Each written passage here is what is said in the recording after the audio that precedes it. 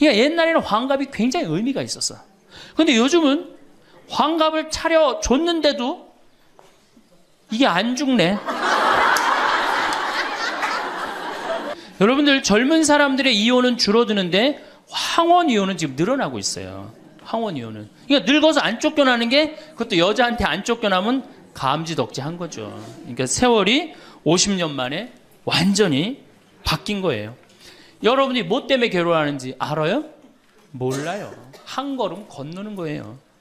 이 늙은 나이 드신 할머니들은 뭐 때문에 괴로워요? 그놈은 며느리 때문에 괴롭잖아요. 근데 우리가 며느리 때문에 괴로워하는 시어머니를 잘 이해합니까? 못하죠. 젊은 여러분들은 뭐 때문에? 죽지도 않는 시어머니 때문에 괴롭잖아요. 없을걸요? 저는 초등학교 1학년 내내 받아쓰기 빵점이었어요. 기억나요? 1년 내내 빵점이었어요. 글자가 뭔 줄 알고 학교를 들어가요. 맨 뛰어놀다가 어머니가 어느 날 갑자기 여기다 수건 딱 달아주니까 이게 학교 가는 건가 보다 하고 학교 갔죠. 2학년 때 전 한글 띄었어요. 근데 내가 5살에 한글을 띈다. 흥분됩니까? 안 됩니까? 드디어 우리 집에 천재 태어났다. 저한테 데리고 옵니다. 신부님, 우리 애가 천재인가 봐요. 왜요? 텔레비에 나오는 글자 모르는 글자가 없어요. 5살밖에 안 됐는데 축복기도 좀 해주세요. 안수기도 해달라는 거죠. 그럼 내가 걔 머리에 손을 얹고 뭐라고 그러냐? 이제 네 인생은 쫑났다.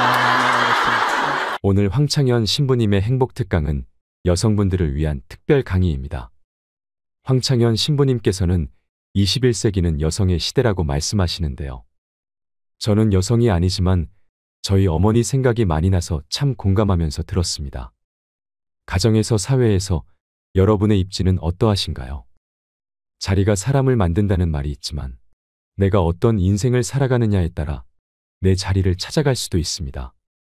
21세기는 여성 파워 시대입니다. 그 자리를 찾아가는 뜻깊은 시간이 되시길 바랍니다. 영상이 마음에 드신다면 구독과 좋아요, 알림 설정 부탁드립니다. 21세기는 저는 4가지의 중요한 트렌드를 알고 있으면 된다고 생각을 해요. 21세기는 여성의 시대고, 21세기는 노인의 시대고, 21세기는 서비스의 시대입니다. 또 21세기는 환경의 시대예요. 그래서 여러분들하고는 오늘 21세기는 여성의 시대와 21세기는 노인의 시대에 대한 이야기만 좀 하도록 하겠습니다. 3번에 제가 3번이 아니고 분당에 이렇게 나가보면은 먹자골목에 가보면 낮에 가보면은 전부 여자 천재예요. 여자들. 네. 남자가 없어요. 남자가. 찜질방을 가봐도 여자 천재예요. 여자 천재. 우리나라 경제권을 집안에서 60%가 여자가 결정한대요. 남자가 얼마를 결정하냐면 13% 결정한대요. 우리나라는 남자들이 결정권이 없어요. 우리 집에 어머니만 봐도 완전히 여자의 팔자가 완전히 고쳐진 걸 볼 수 있어요. 우리 어머니가 처음 시집 오셔서 어디서 식사를 하셨느냐면 부엌 부뚜막에서 하셨어. 부엌 부뚜막. 이렇게 여기다가 올려놓고 나물에 밥을 3분에 비벼 드셨대요. 지금도 어머니하고 이렇게 밥을 이렇게 먹으면 어머니가 3분 만에 드세요. 왜 이렇게 빨리 먹느냐 그러니까 시집 6.25 이전에 시집을 와갖고 밥을 빨리 먹어야만이 소 꼴도 먹이고 죽도 쓰고 애들 젖도 먹이고 어디 감히 시아버지하고 남편하고 밥을 먹느냐 이거예요. 근데 제가 어렸을 때 어머니가 어디서 식사를 하셨냐면 방 바닥에서 하셨어요. 방에 상도 많은데 꼭 바닥에서 밥그릇을 갖다 놓고 앉아서 드시더라고요. 저는 왜 밥상에 이렇게 자리도 있는데 꼭 어머니가 저렇게 방 바닥에서 드실까 이런 생각을 했어요. 근데 어머니는 사실은 출세한 거죠. 부엌에서 방으로 들어온 것만 해도 출세한 거예요. 네. 20년 만에 방에 들어와서 식사를 하신 거예요. 근데 제가 신학교에서 방학 때 와보니까 놀라운 일이 벌어지셨어요. 어머니 밥그릇이 밥상 위로 올라왔어요. 아버지하고 마주보고 식사를 하시더라고요. 이걸 뭐라고 그러냐면 맘먹는다고 그럽니다. 이때부터 맘먹기 시작하더라고요. 아버지하고. 목소리가, 어머니 목소리가, 그전에는 어머니 목소리가 커졌던 기억이 안 나는데 밥상 위에 밥그릇이 올라오면서부터 이게 어머니 목소리가 더 커지기 시작했어요. 근데 제가 이제 신부돼 갖고 한 달에 한 번 집에를 가는데 이젠 더 놀라운 일이 이제 벌어졌어요. 어떤 일이 벌어졌느냐면 이제 밥을 아버지가 차려 드세요. 어머니가 안 차려주세요. 아버님 하시는 말씀이 엄마 성당 간다고 가방 들고 나가시면은 해 떨어지기 전까지는 안 들어온대요. 여러분들도 지금 오늘 아침에 상 차려놓고 지금 나왔죠? 남편이야 밥을 먹곤 말건 이게 완전히 세상이 바뀐 거죠. 어떻게 감히 남편 밥을 안 차려주고 강원도까지 옵니까? 점심 한 끼인데요. 뭐 이렇게 간이 커졌다니까 여자들이. 자, 그런데 우리 아버님은 한 달에 레지오 4일, 그 다음에 구역 밥모임 4일, 그리고 당신 개모임 한 4일, 12일을 나가서 드세요. 어머니가. 아버님이 12일을 밥을 차려 드시는데 불만을 안 삼으세요. 무슨 생각으로 불만을 안 삼나 했더니 이 늙은 나이에 내가 이 집에서 쫓겨나지 않고 밥 세끼 얻어먹는 것만 해도 감사하다. 여러분들 젊은 사람들의 이혼은 줄어드는데 황혼 이혼은 지금 늘어나고 있어요. 황혼 이혼은. 그러니까 늙어서 안 쫓겨나는 게 그것도 여자한테 안 쫓겨나면 감지덕지한 거죠. 그러니까 세월이 50년 만에 완전히 바뀐 거예요. 여러분들 2002년에 판사 임용고시에 1등부터 10등까지 6명이 여자였어요. 2006년에 판사가 110명이 됐는데 남자가 56명, 여자가 54명. 근데 2007년에 판사가 90명이 임용이 됐는데 남자가 38명, 여자가 52명, 남자가 38명. 그러니까 2배가 많은 거예요. 예. 훨씬 여자가 많은 거예요. 작년에 외무고시 31명이 합격을 했는데 남자가 10명, 여자가 21명. 이 놀라운 통계입니다.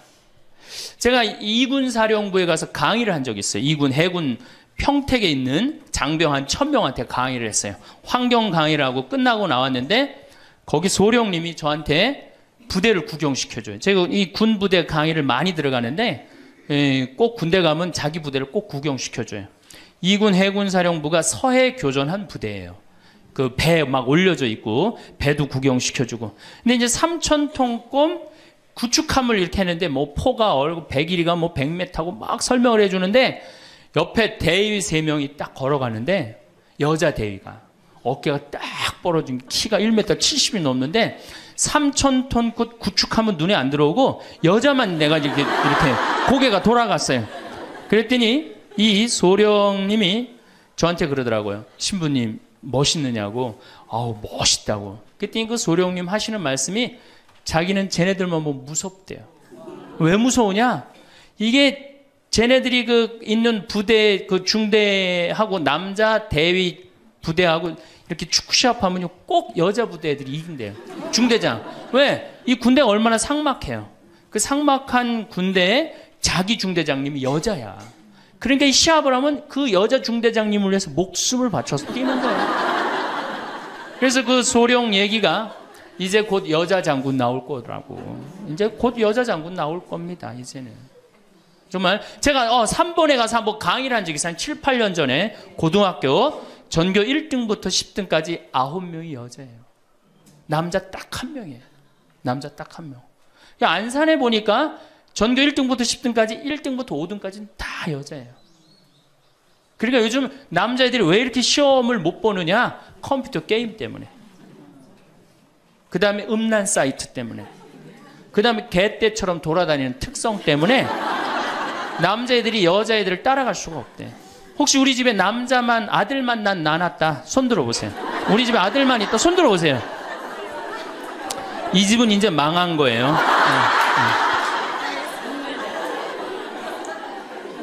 여러분들이 지금 조금 새마을 쪽으로 멀리 돌아오셨는데 거기에 횡성고등학교 민족 4강 고등학교가 있어요.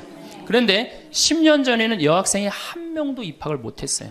근데 재작년부터 여학생이 훨씬 많이 입학을 합니다. 어딜 가도 여자가 약진을 하고 있어요. 2007년 여러분들 의사, 변호사, 회계사, 약사, 이거 고소득 일자리에 70%가 여자가 차지해요. 남자는 30%밖에 못 차지해요. 그러니까 완전히 이 여자 세상이 온 거죠. 일본의 골드만삭스라는 이게 굉장히 중요한 통계인데 이 여성들이 얼마나 중요하냐 115개 기업을 조사를 했는데 여성 이사가 있는 회사는 10년간 일본이 90년서부터 2000년까지 0% 성장을 하죠. 10년간 주식이 96% 오른 건 다 여성 이사가 있는 회사만. 그때 일본은 전체적으로 몇 프로 올랐느냐? 13% 올랐다는 거예요. 우리 집에 이제 딸이 있다. 그렇다면 이제 역사의 한 페이지를 장식할 인물이 나올 거예요. 여기 계신 분들 중에 내가 아들을 놓으면은 처음에 아들이 고추 달고 딱 나오면 뭔가 여자로서 일을 해낸 것 같죠? 그렇죠? 내가 드디어 이 시집에 와서 이 집에 이제 대를 잇는구나. 그리고 이놈이 이제 고추를 달고 막 뛰어다니면 그렇게 뿌듯하대요.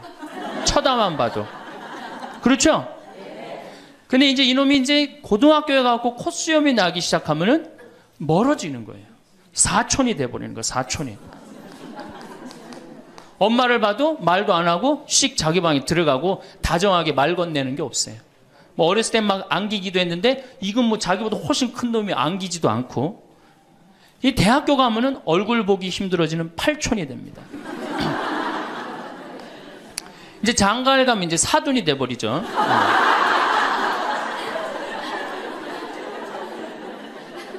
제가 여기 여러분들 노인대학에 옵니다. 이렇게 1박 2일로 100분 정도 와요. 한 100명 정도 노인대학에 오면은 딱 티가 나요. 저 할머니는 아들밖에 없구나. 저 할머니는 딸이 있구나. 확 티가 나요. 아들만 있는 할머니들은 옷을 이상하게 입고 와요.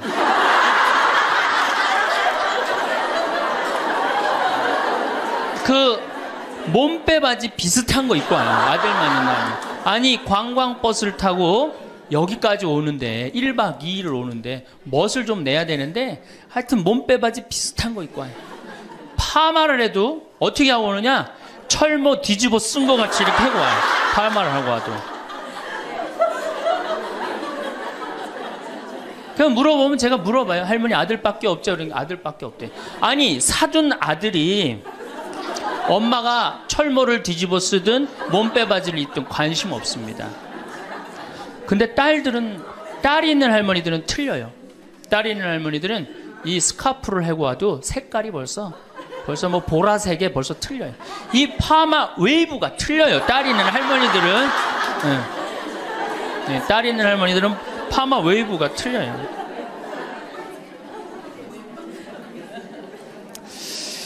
그렇다고 그러죠.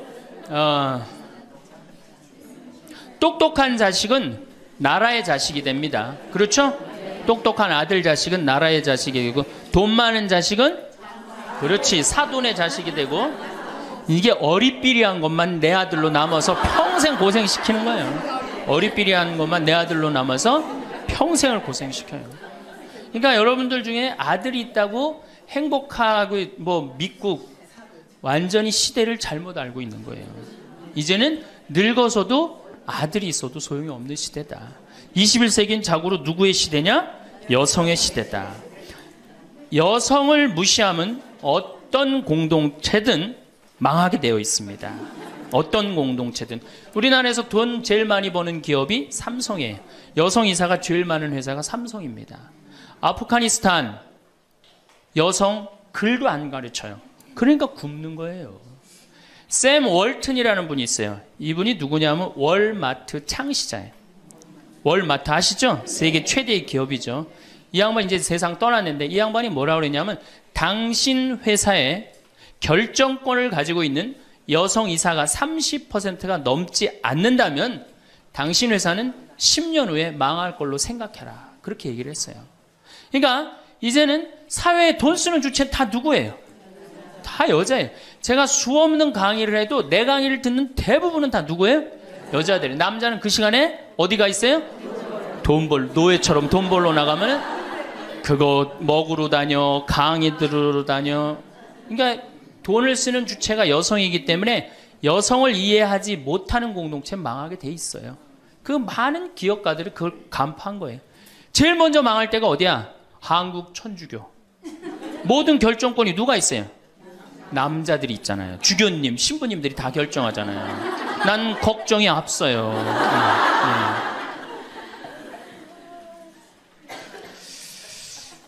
사회는 변해가는데 교회는 이 엄청난 시대의 변화를 이해하지 못하고 있어요.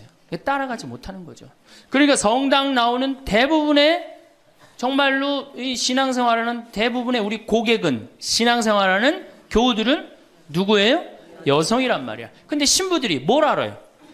여러분이 뭐 때문에 괴로워하는지 알아요? 몰라요. 한 걸음 건너는 거예요. 이 늙은 나이 드신 할머니들은 뭐 때문에 괴로워요? 그놈은 며느리 때문에 괴롭잖아요. 근데 우리가 며느리 때문에 괴로워하는 시어머니를 잘 이해합니까? 못하죠. 젊은 여러분들은 뭐 때문에? 죽지도 않는 시어머니 때문에 괴롭잖아요. 성당에 와서 앉아 있어도 답답한 거예요. 정말 그런 뻥 뚫리는 얘기 별로 못 들어요. 그러니까 우리 천주교가 사실은 뭐 400만이다 500만이라 그래도 미사 참여는 120만 밖에 참여를 안 합니다. 그러니까 네 식구 중에 한 식구만 주일날 와서 밥 먹는 거예요. 망한 거죠, 사실은. 엄격하게 보면은. 근데 이런 심각성을 잘 못 느끼고 있는 거예요. 그러면은 여성들이 왜 이렇게 갑자기 살기 좋은 세상이 됐느냐? 이유가 있어요. 20세기에 10대 발명품이 있습니다. 여러분들 그게 뭐냐면은 상대성 이론, 원자탄 2차 세계대전을 끝낸 거, 페르마의 마지막 정리, 자동차, 비행기, DNA 이중 나선 구조, PC, 인터넷, 물리학의 양자역학. 이게 20세기 최대의 발명품인데 최대의 발명품은 1961년 독일 쉘링사에서 나온 아나보나라는 피임약이에요. 그럼 피임약이 나오기 전에 우리 어머니 세대 70, 80이 된 어머니 세대는 애를 몇 낳았어요? 10명. 아, 멋있는 말 없어요? 한타스. 그건 멋있는 말이 아니야. 우리 어머니 세대는 어떻게 힘 닿는 대로 낳죠. 힘 닿는 대로. 그런데 이거보다 더 멋있는 말이 있어요. 생기는 대로. 얼마 전에 충청도 레지아 그 강의를 갔는데 거기서는 충청도 사람들은 또 우리하고 생각이 틀리더라고. 닥치는 대로 낳대요.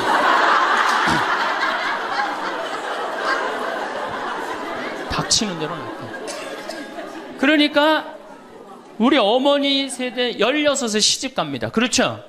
16 생식 능력 시작되면 그럼 배가 불러요. 16 시작하고 배가 부르면 17 되면 애가 하나 나와요. 애가 나오면 얼마나 바빠요.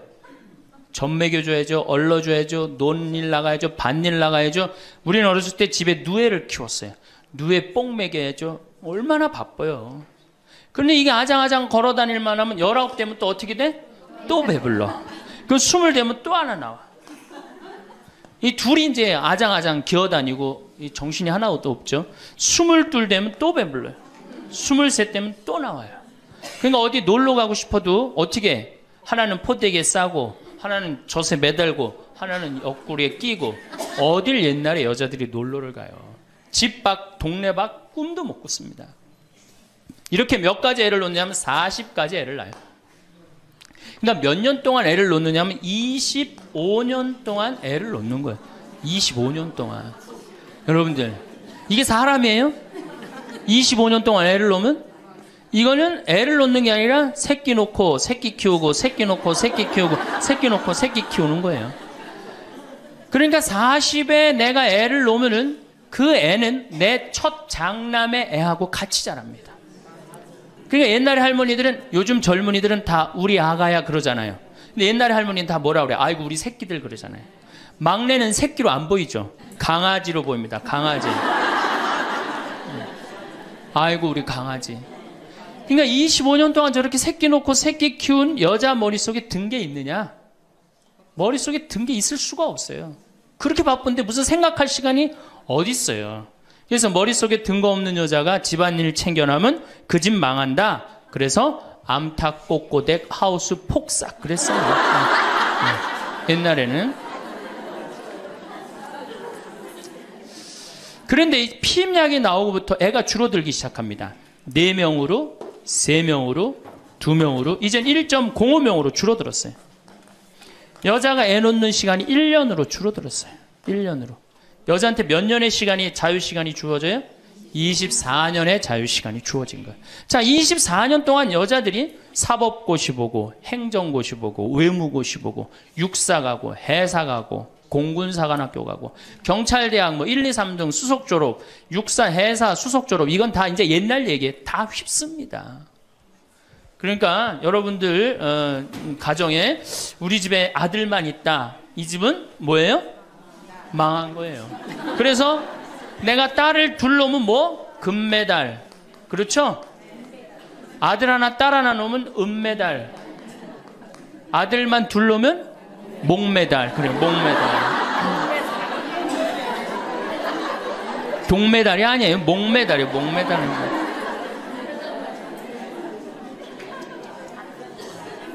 그런데 문제는 이렇게 여자들이 살기 좋은 세상이 됐어요.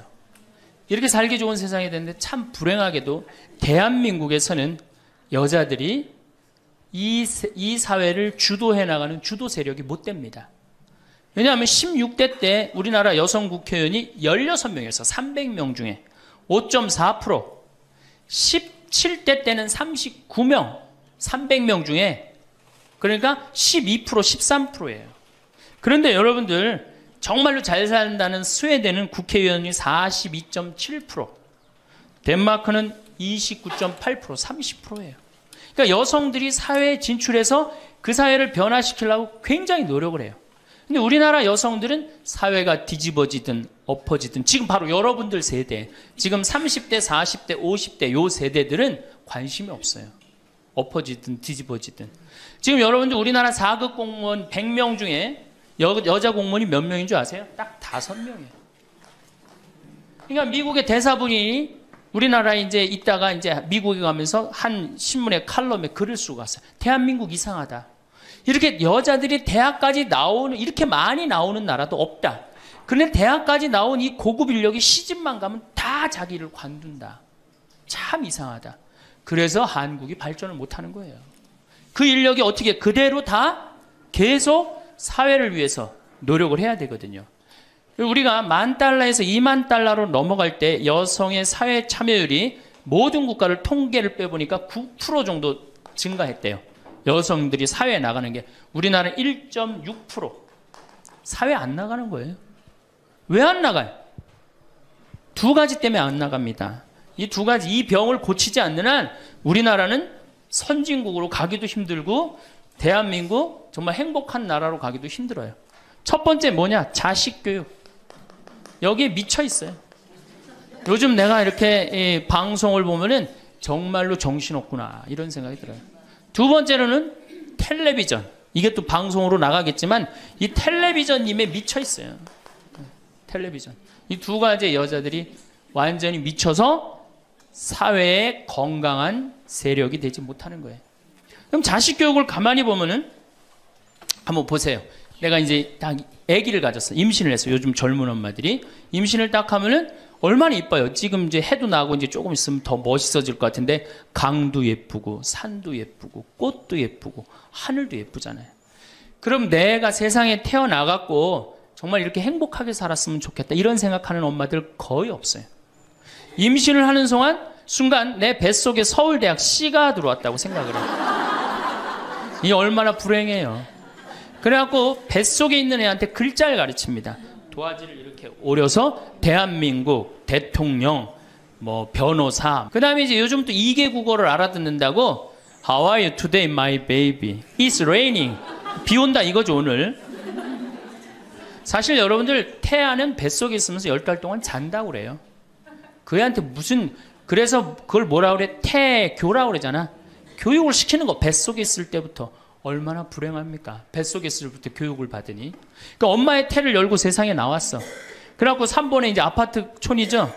아파트를 통해서 수리산을 너무너무 보고 싶어 애가. 구름도 보고 싶고 눈도 보고 싶고. 근데 이 잔인한 엄마들이, 아니 아무 생각 없는 엄마들이 아파트 베란다 창문에 한쪽에는 가나다라마바 차타카타를 붙여놓고 한쪽에는 A, B, C, D, E, F, G를 붙여놓고. 수리산을 보고 싶어도 보여요, 안 보여요? 글자에 가려서 안 보이는 거예요. 내가 누워서 모빌이 돌아가는데 기억, 니은, 디귿, 리을이 막 돌아가요, 모빌이. 겨다닐만 하면은 엄마들이 텔레비에는 텔레비전이라고 써놓고, 냉장고에는 냉장고라고 써놓고, 의자에는 의자라고 써놓고. 그러니까 애들이 겨다닐 때마다 글자가 없는 데가 없어요. 그러니까 요즘 애들이 몇 살이면 한글 띱니까? 5살이면 4살 띄어요? 5살이면 한글 띄어요. 여기 계신 분 중에 초등학교 들어가기 전에 한글 띄신 분들 계세요? 없을걸요? 저는 초등학교 1학년 내내 받아쓰기 빵점이었어요. 기억나요? 1년 내내 빵점이었어요. 글자가 뭔 줄 알고 학교를 들어가요. 맨 뛰어놀다가 어머니가 어느 날 갑자기 여기다 수건 딱 달아주니까 이게 학교 가는 건가 보다 하고 학교 갔죠. 2학년 때 전 한글 띄었어요. 근데 내가 5살에 한글을 띈다. 흥분됩니까? 안 됩니까? 드디어 우리 집에 천재 태어났다. 저한테 데리고 옵니다. 신부님, 우리 애가 천재인가 봐요. 왜요? 텔레비에 나오는 글자 모르는 글자가 없어요. 5살밖에 안 됐는데 축복기도 좀 해주세요. 안수기도 해달라는 거죠. 그럼 내가 걔 머리에 손을 얹고 뭐라고 그러냐? 이제 네 인생은 쫑났다.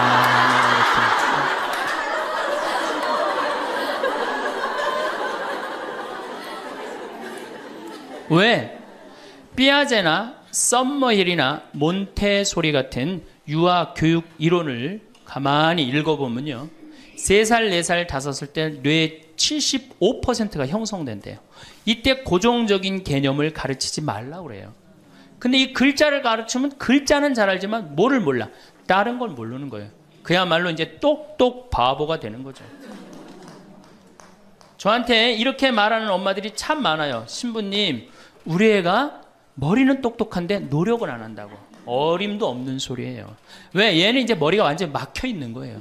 이때 어떻게 해야 돼? 저는 어렸을 때 이때 어떻게 자랐느냐면은 스레트에 막 겨다니다가 떨어져갖고 끓는 물에도 떨어져 봤어요. 아, 이게 끓는 물에 떨어지면 디는구나.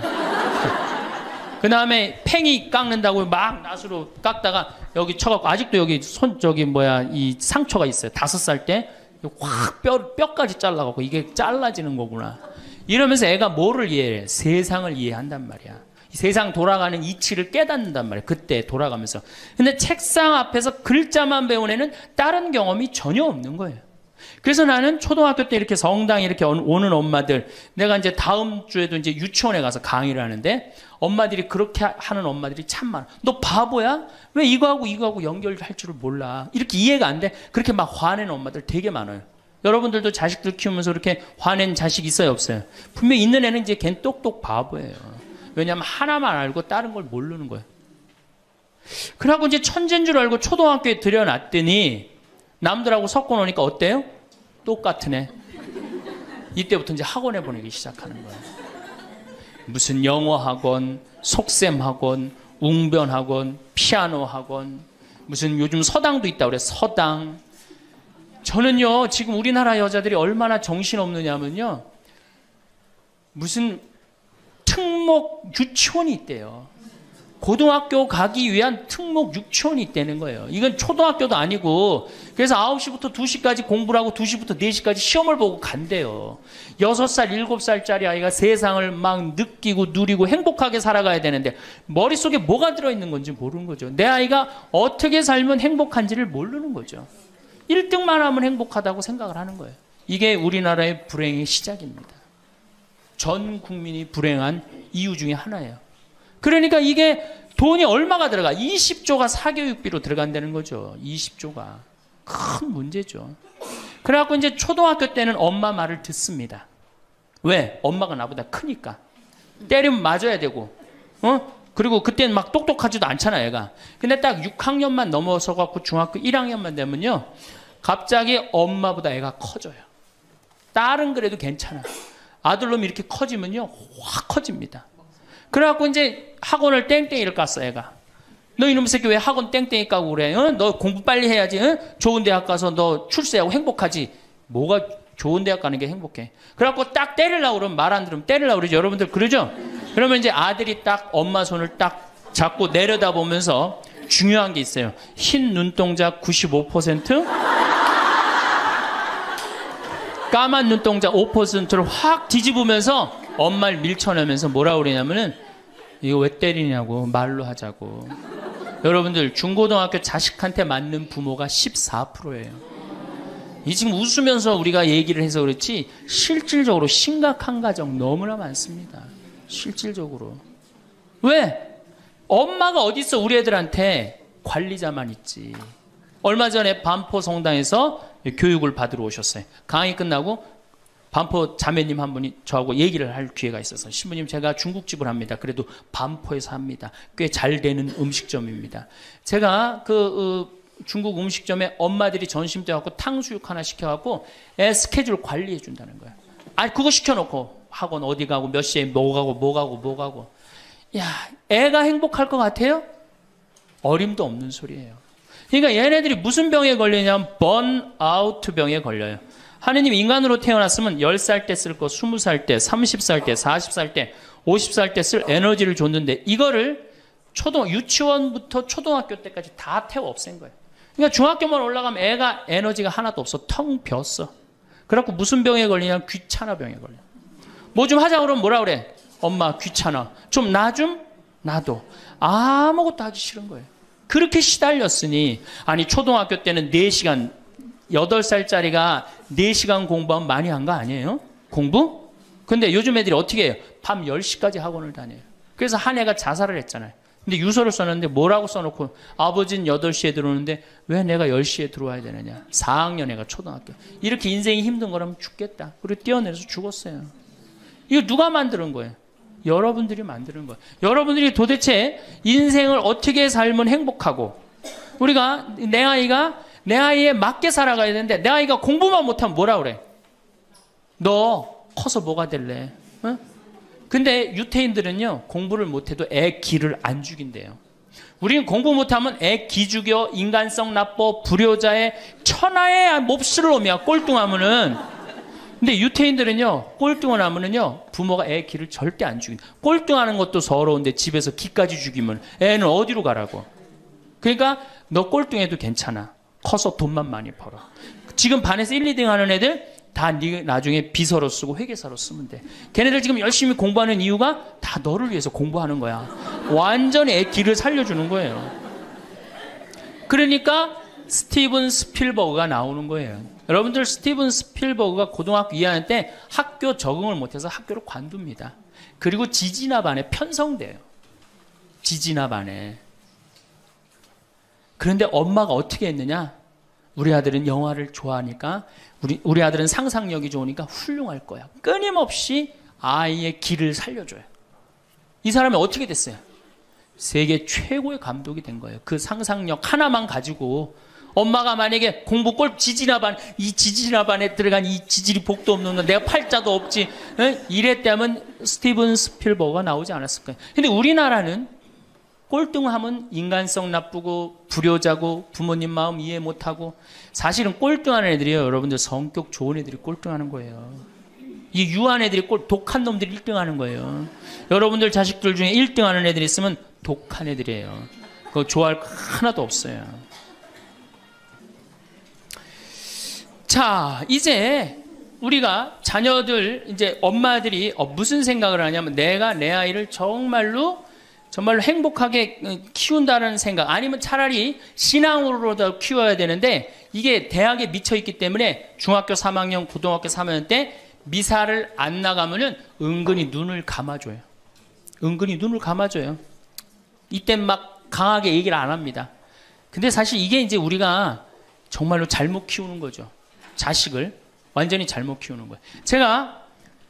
우리가 우리 자식들을 질서를 알게 키우든가 아니면 예의를 알게 키우든가 아니면 사랑을 알게 키우든가 봉사를 알게 키워야 되는데 너 편안하고 너 1등만 하면 최고야. 네가 1등만 하면 모든 게 다 용서돼. 그런 거예요. 우리가 얼마나 자식을 잘못 키우느냐 하면 제가 이제 20년 전이에요. 신학교 졸업하고 내 동창 신학생하고 제주도 여행을 가기로 했어요. 근데 내가 이제 혼자 이제 돈이 없어갖고 이제 나하고 같이 가서 김해, 부산에 가서 비행기를 탔어요. 24년 만에 처음으로 비행기를 탄 거예요. 참 굉장히 설레고 막 기대되더라고. 그래서 창가에 앉으면 막 밑에 막 내려다 보이는 거 막 꽃피는 팔도강산의 마지막 해가 그 장면이었어요. 비행기 타고 막 아래 내려다 보는 거. 그래서 나도 그걸 꿈꾸면서 나 비행기를 탔어요. 근데 마침 주님께서 날 도와주셔갖고 제가 창가에 딱 앉았어요. 그럼 내 옆에 내 신학생이 옆에 앉고. 그래갖고 뭐 폼을 있는 대로 막 바깥에 내다보고 막 난리를 치는데 저쪽에서 이제 젊은 엄마가 한 5살짜리 아이의 손을 잡고 또박또박 걸었는데 왠지 불안하더라고. 그러더니 아니나 달러 바로 내 옆자리, 내 좌석 옆자리에 딱 앉는 거예요. 근데 이 5살짜리 놈이 엄마한테 졸르기 시작하는 거야. 엄마, 나 창가에 앉고 싶다는 거예요. 그런데 이 엄마가 안 돼. 여긴 네 자리고 저긴 저 형 자리이기 때문에 너는 여기 앉아서 가야 돼. 이렇게 말하면 얼마나 좋겠어요. 내 쪽 확 돌아서더니 학생, 우리 아들이 처음 비행기를 타는데 창가에 앉고 싶으니까 자리 좀 양보해 달라는 거예요. 여러분들 5년 만에 처음 탄 놈이랑 24년 만에 처음 탄 놈이랑 어느 놈이 더 애절할 것 같아요? 이건 24년 만에 탄 놈이 훨씬 애절해요. 그런데 제가 나도 처음 탔기 때문에 자리를 못 양보하겠다 이렇게 말할 수가 없더라고. 그래서 제가 자리를 양보했어요. 근데 이놈이 비행기가 뜨자마자부터 자는 거예요. 내가 내리는 동안 내내 째려보면서 결심한 게 있어요. 내가 죽을 때까지 저놈 얘기를 하리라. 그래서 지금 하는 거예요, 지금. 20년째 지금 하고 있어요. 근데 내가 이제 배를 타고 목포로 와서 이제 기차를 타고 올라오는데 목포에서 조금 광주쯤 지났을 거예요. 어떤 아이가 초등학교 한 4학년쯤 되는 애가 막 땀을 막 삐질삐질 흘리면서 배를 움켜쥐더라고요. 너 왜 그러냐니까 배가 너무 아프대. 나는 이제 좌석이 있고 그 안에 서서 있는데 비행기 자리도 내준 놈이 기차 자리 하나 못 내주겠어요? 너 여기 와서 앉아라. 나 괜찮으니까. 그래갖고 얘가 이제 내 자리에 앉아서 한 30분을 가는데 그 엄마가 한참 보더니 일으키더라고요. 너 일어나라고. 그 학생한테 자리를 내주라고. 나 괜찮다고. 근데 그 엄마 말이 아직도 기억에 나요. 내 아이가 난 질서를 아는 아이로 자랐으면 좋겠다. 아프다고 이렇게 다 하면은 나중에 커서 얘가 뭘 알겠냐. 자기 편안한 대로 살 거 아니냐. 그러니까 나를 도와달라고 그 엄마가 그러더라고요. 이제 시간이 지나서 나는 그렇게 지금 그 비행기에서 내 자리 뺏은 놈은 지금도 엄마 속을 썩일 거고 그 기차 자리에서 일어난 아이는 지금 엄마의 영광이 됐을 거예요. 근데 우리가 자식을 키울 때 어떤 기준으로 키우느냐 이 굉장히 중요합니다. 어쨌든 신부님은 결혼을 안 해갖고 자식의 소중함을 몰라서 그런 답답한 소리를 합니다. 그래갖고 이제 어떻게 내 아이가 이제 서울대학을 갈 줄 알았더니 지방 무슨 제3대학을 졸업을 했어. 네. 졸업을 해갖고 취직을 했어. 그럼 부모 역할 다 한 거야, 안 해요? 부모 역할 다 한 거예요. 역사적으로 자식이 농사를 지을 줄 알았으면 부모 역할 다 했어요. 공자님 시대 평균 연령이 몇 세였냐면 38세였어요. 16세 시집을 가고 32, 33 되면 내 아이가 16이 됐을 때 부모가 기다려줬어요? 안 기다려줬어요? 안 기다려줬어요. 죽었어요. 그러니까 옛날에는 자식이 부모한테 애절합니까? 안 애절합니까? 애절해요. 죽지 말라고. 그러니까 옛날에는 장남이 어머니, 아버지 돌아가시면 어떻게 해? 손가락 깨물어서 단지해드렸어요. 입에다 피 넣어드렸어요. 그건 어느 장남이나 부모가 30대 돌아가면 다 합니다. 그리고 허벅지 잘라갖고 고기 먹고 싶다면 자기가 직접 해주고. 그게 뭐 상상이 안 가는 일이지만 옛날에는 그게 가능했어요. 왜? 이렇게 날 키우고 지금 죽으면 어떻게 하느냐. 그리고 옛날에 장남이 죽지 말라고 그러는 이유가 있어요. 왜 죽지 말라고 그러면 동생이 13, 17, 4, 1살이란 말이야. 아니 이렇게 나눠놓고 지금 죽으면 이거 누가 키워야 돼? 장남이 키워야 되잖아요. 그러니까 죽지 말라고 그랬던 거예요. 근데 우리 어머니가 60까지 살았어. 그러면은 이 1살이 시집 장가 가는 나이예요. 그러니까 장남이 너무 고맙다고 이렇게 내 동생 다 키워줘서 너무 고맙다고 잔치를 해준 게 바로 회갑잔치, 환갑잔치예요. 그러니까 옛날에는 환갑이 굉장히 의미가 있었어. 그런데 요즘은 환갑을 차려줬는데도 이게 안 죽네.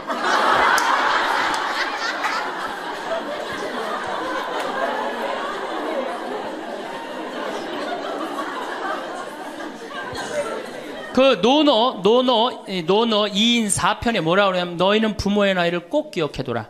부모를 모실 날이 얼마 남지 않은 것을 생각하고 그 다음에 부모가 살 날이 얼마 남지 않은 것을 생각하고 부모의 나이를 꼭 기억하라고 했어요. 나는 그걸 읽고 우리 어머니가 얼마 살 날이 얼마 남지 않았구나 그런 생각을 하고 매년 나이를 기억해뒀어요. 근데 이제는 포기했어요. 헷갈려요. 몇 살을 사시는지. 그리고 어머니가 60대 뭐라고 그러셨느냐면은 에휴 늙으면 죽어야 돼. 늙으면 죽어야 돼. 그래서 그때 굉장히 내가 그 논어를 막 한참 읽을 때라 정말로 내가 부모한테 잘해야 되겠구나. 본수원 갈비집에 가고 갈비 한 번 더 사드리고 전화 한 번 더 드리고 했어요. 근데 이제 요즘은 이제 그 얘기 들으면 막 화가 나요. 그 얘기 한 지 벌써 16년이 지났어요. 죽을 기미가 안 보여요. 그래서 제가 2년 전에 어머니한테 가서 그랬어요. 어머니 자식들 앞에서 이제 늙으면 죽는다는 소리 하지 말아라. 자식들 사기치는 것도 아니고 이게 뭐냐. 그런데 설날 집에를 갔는데 어머니가 이게 자식들이 거실에 꽉 찼는데 무슨 속상한 얘기를 하는데 늙으면 죽 그러다 저하고 눈이 딱 마주쳤어요. 늙으면 죽 그러시다 마시더라고요. 이제 늙어도 안 죽어요. 여러분들 평균 연령이 지금 83세입니다. 그러니까 대부분이 90까지 살아요. 재수 없으면 100살까지 살아요. 여러분들은 몇 년을 사냐면 120년을 삽니다. 그럼 몇 년 남은 거예요? 여러분들 자식들한테 공부 못하는 자식한테 너 늙어 커서 뭐가 될래? 이거 말하는 정신이 있으면은 난 늙어서 뭐가 될까? 이거 먼저 걱정하셔야 돼요. 여러분들 앞으로도 50년, 60년 남아있어요. 근데 이렇게 오래 살 줄 모르고 있는 돈 없는 돈 누구한테 다 쏟아붓어? 자식한테 다 쏟아붓어. 있는 돈 없는 돈. 그리고 맨 손가락 빨면서 50년을 산다. 이건 축복이 아니라 저주예요. 저주. 정말로 생각 잘 하셔야 돼요. 우리나라 여성들 지금 자식한테 지금 학원비 1년에 20조 쏟아 넣을 일이 아니에요. 늙어서 죽지 않으면 결국은 누구하고 힘들어져요? 자식하고 힘들어질 거 아니야. 돈은 한 푼 없지. 자식은 그래도 공부시켰다고 쳐다는 보는데 죽지도 않고 계속 그것도 1, 2년도 아니고 40년, 50년 이렇게 보고 있으면 어때요, 여러분들? 이 생각하면 딱 쉬워요. 여러분들 주위에 40살 먹은 아들이 장가도 안 가고 빈둥빈둥 엄마 주위에서 이렇게 붙어서 살아. 40살 된 딸이 시집도 안 가고 엄마 아빠 옆에서 붙어서 살아. 그 딸 이뻐요? 미워요? 밉죠? 반대로 뒤집어서 생각해 봅시다. 우리 엄마가 90이 됐는데 죽지도 않고 빈둥빈둥 나한테 매달려서 살아. 그럼 그 자식 이쁠 것 같아요? 부모가 이쁠 것 같아요? 안 이쁠 것 같아요? 미워요. 이건 어쩔 수 없어요. 특히 아들이 모시는 게 아니잖아요. 며느리한테 얹혀 살면 더 힘든 거예요. 이 우리 현실의 현실. 계산상 안 맞아. 계산상 20년 키웠으면 20년어치만 받아 먹어야 될 거 아니야. 안 그래요? 20년 키웠으면 20년어치만 받아 먹으면 되잖아. 근데 이건 20년 키우고 지금 50년 60년 이렇게 받아 먹게 생겼어요. 내가 고등학교 3학년 때까지 어머니 아버지가 저를 키워줬어요. 고등학교 3학년 때까지 참 고맙더라고요. 신부가 돼서 그런 생각했어요. 그래도 옛날에는 신부가 집안 떠난다 그러지만 지금은 집안하고 신부하고 연관이 많아요. 그래서 내가 그래도 어머니 아버지가 나를 20년 키워줬으니까 내가 20년은 갚으리라. 20년 얻어먹었으니까 20년은 갚으리라. 그런 생각을 했어요. 참 기특한 생각을 했죠. 내 첫 활동비가 46만 원이었어요. 어머니 2만 5천 원, 아버지 2만 5천 원. 용돈을 드리기 시작했어요.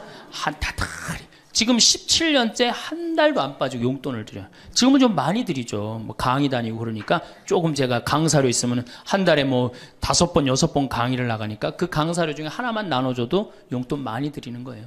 17년 드려요. 한 달도 안 빠지고. 제가 생각해도 제가 기특해요. 이제 3년만 하면 끝나는 거 이제.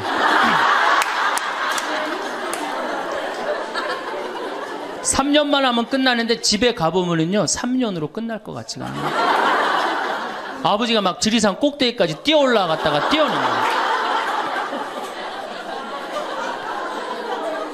이 심각한 문제입니다. 네. 그러니까 아버님이 이렇게 지금 이제 78이신데 우리 큰형님 형님으로 동네에서는 알고 있어요. 근데 여러분도 한번 생각을 해보세요. 내가 돈 없이 정말로 50년을 자식한테 얹혀서 산다. 그럼 어느 자식이 그 부모한테 효도를 끝까지 할 수 있겠느냐.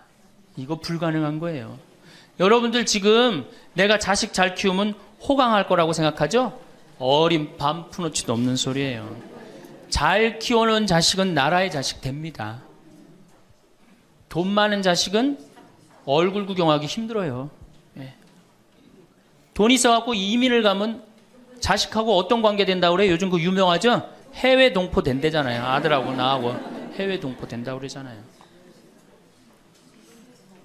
근데 이제 여러분들만 이제 안 죽는 게 문제가 아니에요. 우리 신부들도 안 죽네.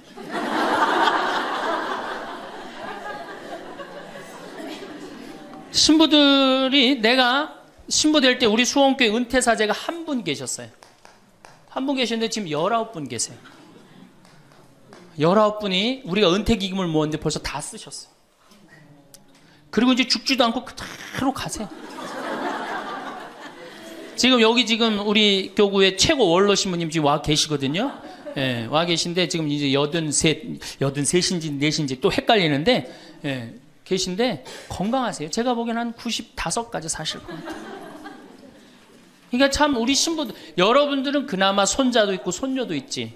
우리 신부들은 아무것도 없잖아. 은퇴하면은 땡이에요, 땡. 교우들이 찾아와요. 이거 1년 겨우 찾아고 1년 지나고 나면 내가 은퇴 신부님들 가보면 하루 종일 혼자 계세요. 그것도 1년 365일. 그러니까 이탈리아는 어떻게 은퇴를 안 합니다. 신부님들이. 절대 은퇴 안 해요. 왜? 외로운 걸 아니까. 이 실제로 있었던 일인데 93살 먹은 할아버지 신부님이 은퇴를 안 하는 거예요.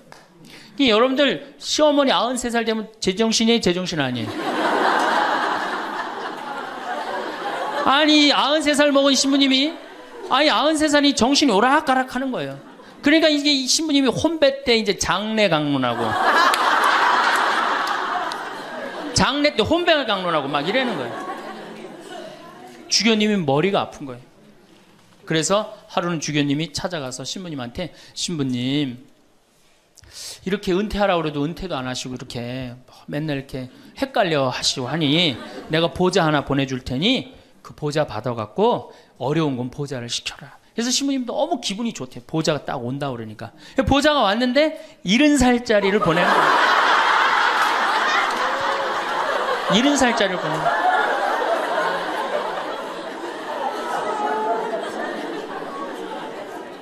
이제 여러분들 인생은요 60부터라는 거 옛날에 많이 들었죠?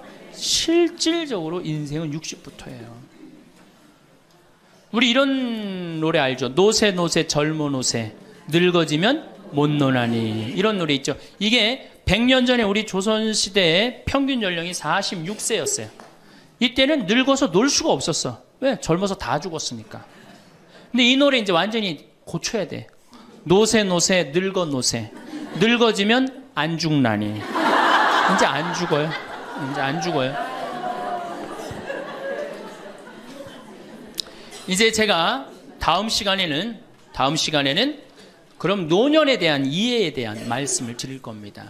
왜 우리가 노년을 잘 이해해야 되느냐? 이게 우리 사회에 아주 중요한 문제이기 때문이에요. 아주 중요한 문제예요. 그리고 자식교육, 아까 자식교육하고 텔레비전, 이 텔레비전님을 우리가 없애야만이 우리가 행복한 삶을 살 수 있어요. 그래서 여러분들 다음 시간에는 제가 이 두 가지에 대해서 좀 자세히 이야기하도록 하겠습니다. 네. 감사합니다. 황창현 신부님의 행복 특강이 어떠셨나요? 우리나라 갱년기의 여성들은 자신의 고통 번뇌를 뒤로하고 감추고 희생합니다. 묻어두는 것입니다. 갱년기가 시작되면 지갑은 뒀는데 어디다 뒀는지 생각이 안 나는 그런 경우가 참 많습니다.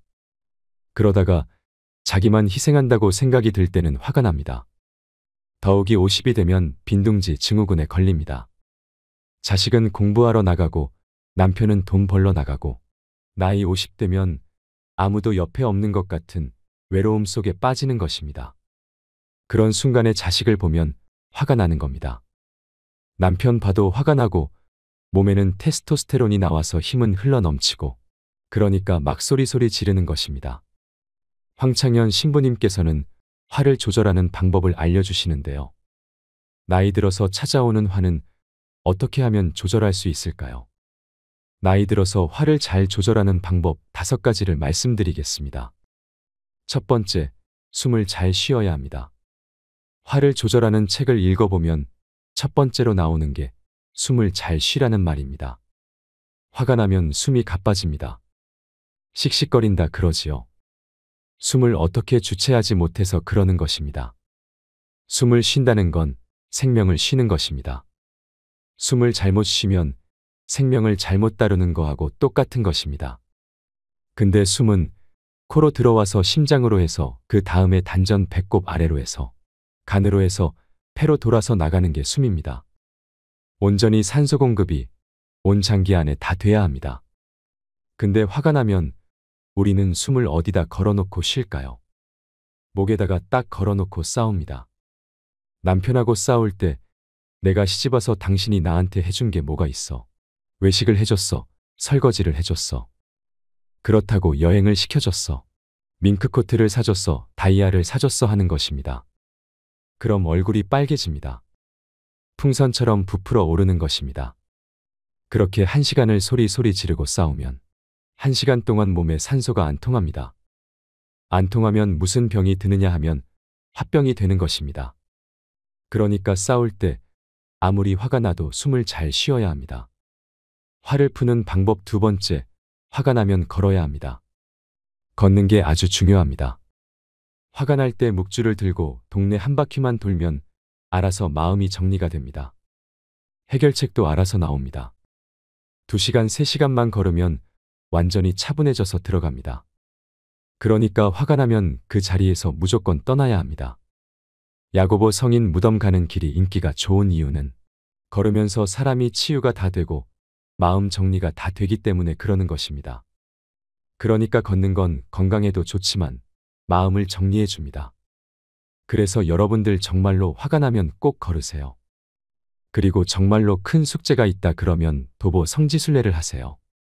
화를 조절하는 방법 3번째는 잘 먹어라입니다.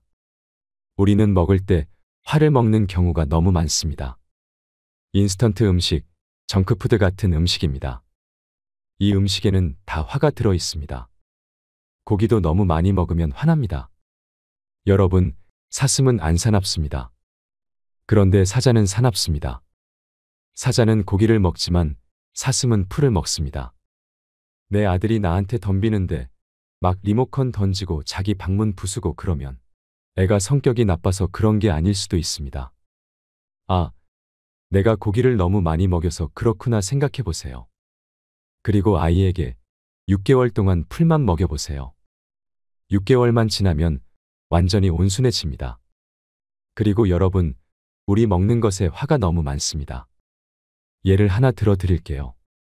여러분, 닭들은 요즘 어떻게 달걀을 낳나요? 다 가둬놓고 키웁니다. 안 재웁니다. 공간도 작습니다. 닭이 스트레스 받으니까 옆에 닭을 부리로 막 쫓습니다. 그런 닭들이 놓는 달걀에는 화가 들어있을까요? 안 들어있을까요? 화가 들어있습니다. 그런 자연적이지 않은 음식들을 우리가 먹는 게 문제입니다. 그래서 먹는 게 중요한 것입니다. 그래서 자연식 하셔야 합니다. 커피도 많이 먹으면 막 심장이 두근두근 거립니다. 그런 상태에서 화나는 일이 있으면 폭발합니다. 그러니까 먹는 게 아주 중요하다는 것을 기억하세요.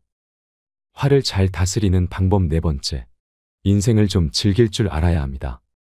일하고 나면 좀 쉬어야 합니다. 근데 우리는 잘 안 쉽니다. 하느님이 태양도 동그랗고 달도 동그랗고 산도 동그랗고 사람 머리도 동그랗고 이렇게 동그랗게 만들어 놓으신 이유는 동그랗게 사려고 그런 것입니다. 서울에 오면 네모나고 삐죽한 사람이 많습니다. 운전을 해보면 1초만 늦게 출발해도 빵빵거리고 난리도 아닙니다. 그러니까 여러분들, 음양의 조화를 잘 이루어야 합니다. 일을 했으면 쉬는 거, 이런 게 굉장히 중요한 것입니다. 지금 나이 60 되신 분들, 60년 일했으면 나머지 인생은 즐거워야 합니다. 그러니까 그런 음양의 조화를 잘 이루어야 합니다. 화가 안 나는 최고 좋은 길 5번째, 자기 자신한테 잘해주면 됩니다. 내가 행복하면 절대 화가 안 납니다. 얼마 전에 대장암이 온몸에 퍼져서 돌아가신 분이 계십니다. 자매님이 나보다 1살 많은데 죽기 일주일 전에 나를 딱 끌어안고 울면서 이런 말을 했습니다. 내가 이제 곧 죽을 것 같은데 나는 남편한테도 안 미안하다고 합니다. 왜 안 미안해요 했더니 남편은 평생 집을 돌본 적이 없답니다. 그래서 하나도 안 미안하대요. 그리고 자식한테도 안 미안하대요. 왜냐고 했더니 자기가 빌딩 청소해서 대학까지 졸업시켰대요. 그런데 누구한테 미안하냐면 자기한테 미안하다고 합니다. 자기는 47년을 살면서 고생만 했지. 한 번도 자기한테 맛있는 고기를 사준 적도 없고 자기한테 예쁜 옷을 사준 적도 없고 좋은데 구경시켜준 적도 없다는 것입니다. 그런데 지금까지 고생만 하다가 병에 걸려서 죽는다며 울었습니다. 자기한테 한 번도 잘해준 적이 없어서 너무 자기한테 미안하다는 것입니다. 그러니까 여러분들한테 잘해줘야 될 것 같나요? 안 잘해줘도 될 것 같나요? 나 자신에게 잘해줘야 합니다. 괜히 참고 인내하면서 성질은 성질대로 부리고 그러실 필요 하나도 없습니다. 이제 여러분들한테 맛있는 거 있으면 사주세요. 예쁜 옷 있으면 사 입히고 여러분한테 좋은 데 있으면 구경도 좀 시켜주고 하면서 살아가세요. 그러면 스트레스 받는 일이 없을 수 있습니다. 남한테 섭섭한 것도 없고 말이죠. 그래서 제가 항상 하는 얘기지만 집에서는 엄마가 행복해야 합니다. 그래야지 자식이 행복한 것입니다. 집에서는 아내가 행복해야 합니다. 그래야지 남편이 행복합니다. 행복한 집은 며느리가 행복해야 합니다. 그래야지 시어머니가 행복한 것입니다. 그러니까 오늘 영상을 끝까지 보고 계신 여러분들이 행복해야지 대한민국이 행복할 수 있는 것입니다. 온 세상을 얻는다 해도 자기 목숨을 잃으면 아무 소용이 없습니다. 그러니까 여러분들한테 잘해주시고 내가 행복해야지. 그 행복을 가지고 온 세상에 나눠줄 수 있다는 사실을 잊지 마시고 앞으로 더 행복하시기 바랍니다. 이상으로 책틀맨이었습니다. 지혜를 쌓는 당신의 오늘이 아름답습니다. 더 좋은 영상으로 찾아뵙겠습니다. 우리 어머니가 나 어렸을 때 너 정말 다리 밑에서 주워왔는데 진짜 너 다리 밑에 갖다 버린다 이런 얘기 참 많이 하셨어요. 나는 원래 내가 고향이 다리 밑이 내 고향인 줄 알았어요. 하도 그런 얘기 많이 들어갖고. 근데 우리 어머니는 한 번도 다리 밑에 날 버리지 않으셨어요. 심폐소생술을 시주를 해갖고 살려낸 거야. 이게 육신을 살려내면 영혼이 아무리 천국에 가도 다시 돌아와야 되는데 육신으로. 그래서 세상에 돌아온 거예요. 그래서 옛날에는요 사람이 죽을 때 눈을 뜨고 주고 입을 벌리고 죽으면 눈을 감겨주고 입을 다물어 줬던 이유가 영혼이 다시 돌아오지 못하게 하려고 그렇게 다물어 줬다는 거예요. 여러분들 무당도 신 내림 받은 무당은요 무시하면 안 돼요. 강신무들은요 무시하면 안 돼요. 그 사람들은 뭔가 있는 거예요. 그들의 세계가 있는 거야. 불교에는요 4대 보살님이 있어요. 관세음보살, 지장보살, 보현보살, 문수보살이 있어요. 관세음보살은 이 세상에 자비를 베푸는 보살이에요. 그런데 지장보살님은 저 지옥에 단 한 명이라도 있으면 자기는 성불하지 않겠다고 그러는 보살님이에요. 나는 그 보살님이 너무 마음에 들어. 너무 마음에 들어. 여러분들 주머니에 10만 원짜리하고 만 원짜리 있으면 여러분들 얼마짜리 낼 것 같아요? 만 원짜리? 저는 그렇게 생각하지 않아요. 여러분들은 어떻게 해서든지 1,000원짜리 찾아서 1,000원짜리 내지 무슨 만 원짜리를 내. 황창현 신부님의 행복 특강 지금 바로 시작하겠습니다. 오늘도 행복 가득한 하루 되세요. 영상이 마음에 드신다면 구독과 좋아요, 알림 설정 부탁드립니다. 기도 바치고 시작하겠습니다. 성부와 성자와 성령의 이름으로 아멘. 그때 제자들이 예수님께 다가와 하늘나라에서는 누가 가장 큰 사람입니까? 하고 물었다. 그러자 예수님께서 어린이 하나를 불러 그들 가운데 세우시고 이르셨다. 내가 진실로 너희에게 말한다. 너희가 회개하여 어린이처럼 되지 않으면 결코 하늘나라에 들어가지 못한다. 그러므로 누구든지 이 어린이처럼 자신을 낮추는 이가 하늘나라에서 가장 큰 사람이다. 또 누구든지 이런 어린이 하나를 내 이름으로 받아들이면 나를 받아들이는 것이다. 너희는 이 작은 이들 가운데 하나라도 업신여기지 않도록 주의하여라. 내가 너희에게 말한다. 하늘에서 그들의 천사들이 하늘에 계신 내 아버지의 얼굴을 늘 보고 있다. 영광이 성부와 성자와 성령께 성부와 성자와 성령의 이름으로 참 예수님 반갑습니다.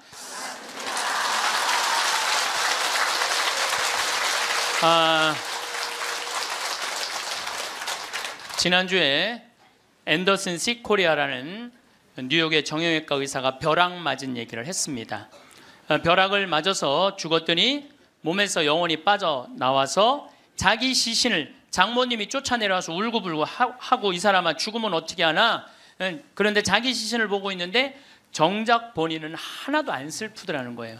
그러니까 죽은 영혼은 여러분들 슬프지 않아요. 죽은 영혼은. 그러니까 여러분들 죽은 영혼을 위해서 너무 슬퍼하는 것도 죽은 영혼 멋쩍게 만드는 거예요. 네. 누구한테 맡겨?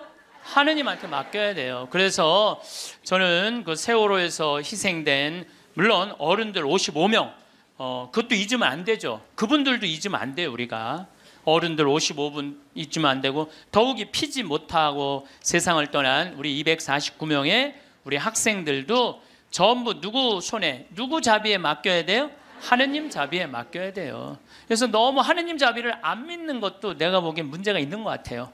아니 하느님이 이 세상 구원하려고 당신 아드님 보냈는데 그렇게 억울하게 죽은 애들 천국에 안 데리고 갔겠어요? 그러니까 천국에 데려갔다고 여러분들도 굳게 믿으시고 그 아이들을 위해서 가끔 기도 중에 특별히 이 위령성을 때 기도 많이 해주시기 바랍니다. 어쨌거나 하여튼 이 앤더슨 시 코리아는 의사는 딱 자기 몸이 나왔을 때 영혼이 나왔을 때 아 내가 죽었구나. 내가 이제 떠날 때가 됐구나.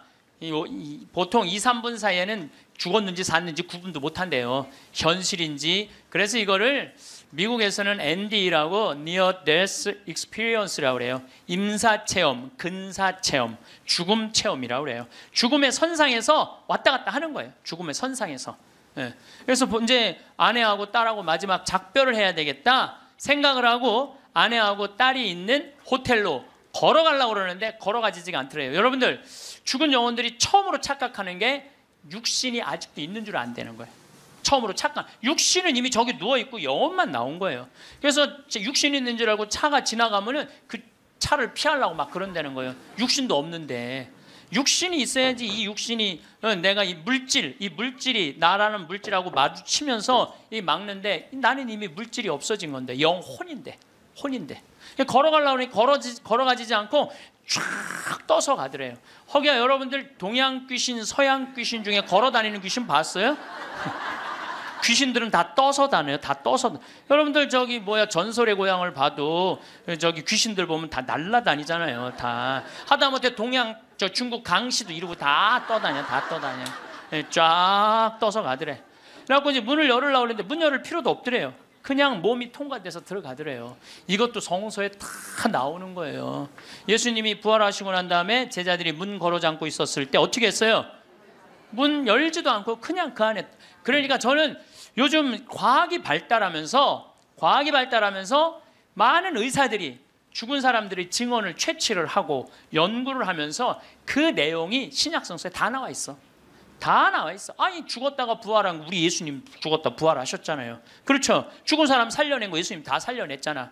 예수님 영원히 부활하시면 또 다볼산에서 거룩한 변모할 때 얼굴은 해와 같이 빛나고 온몸은 빛난다.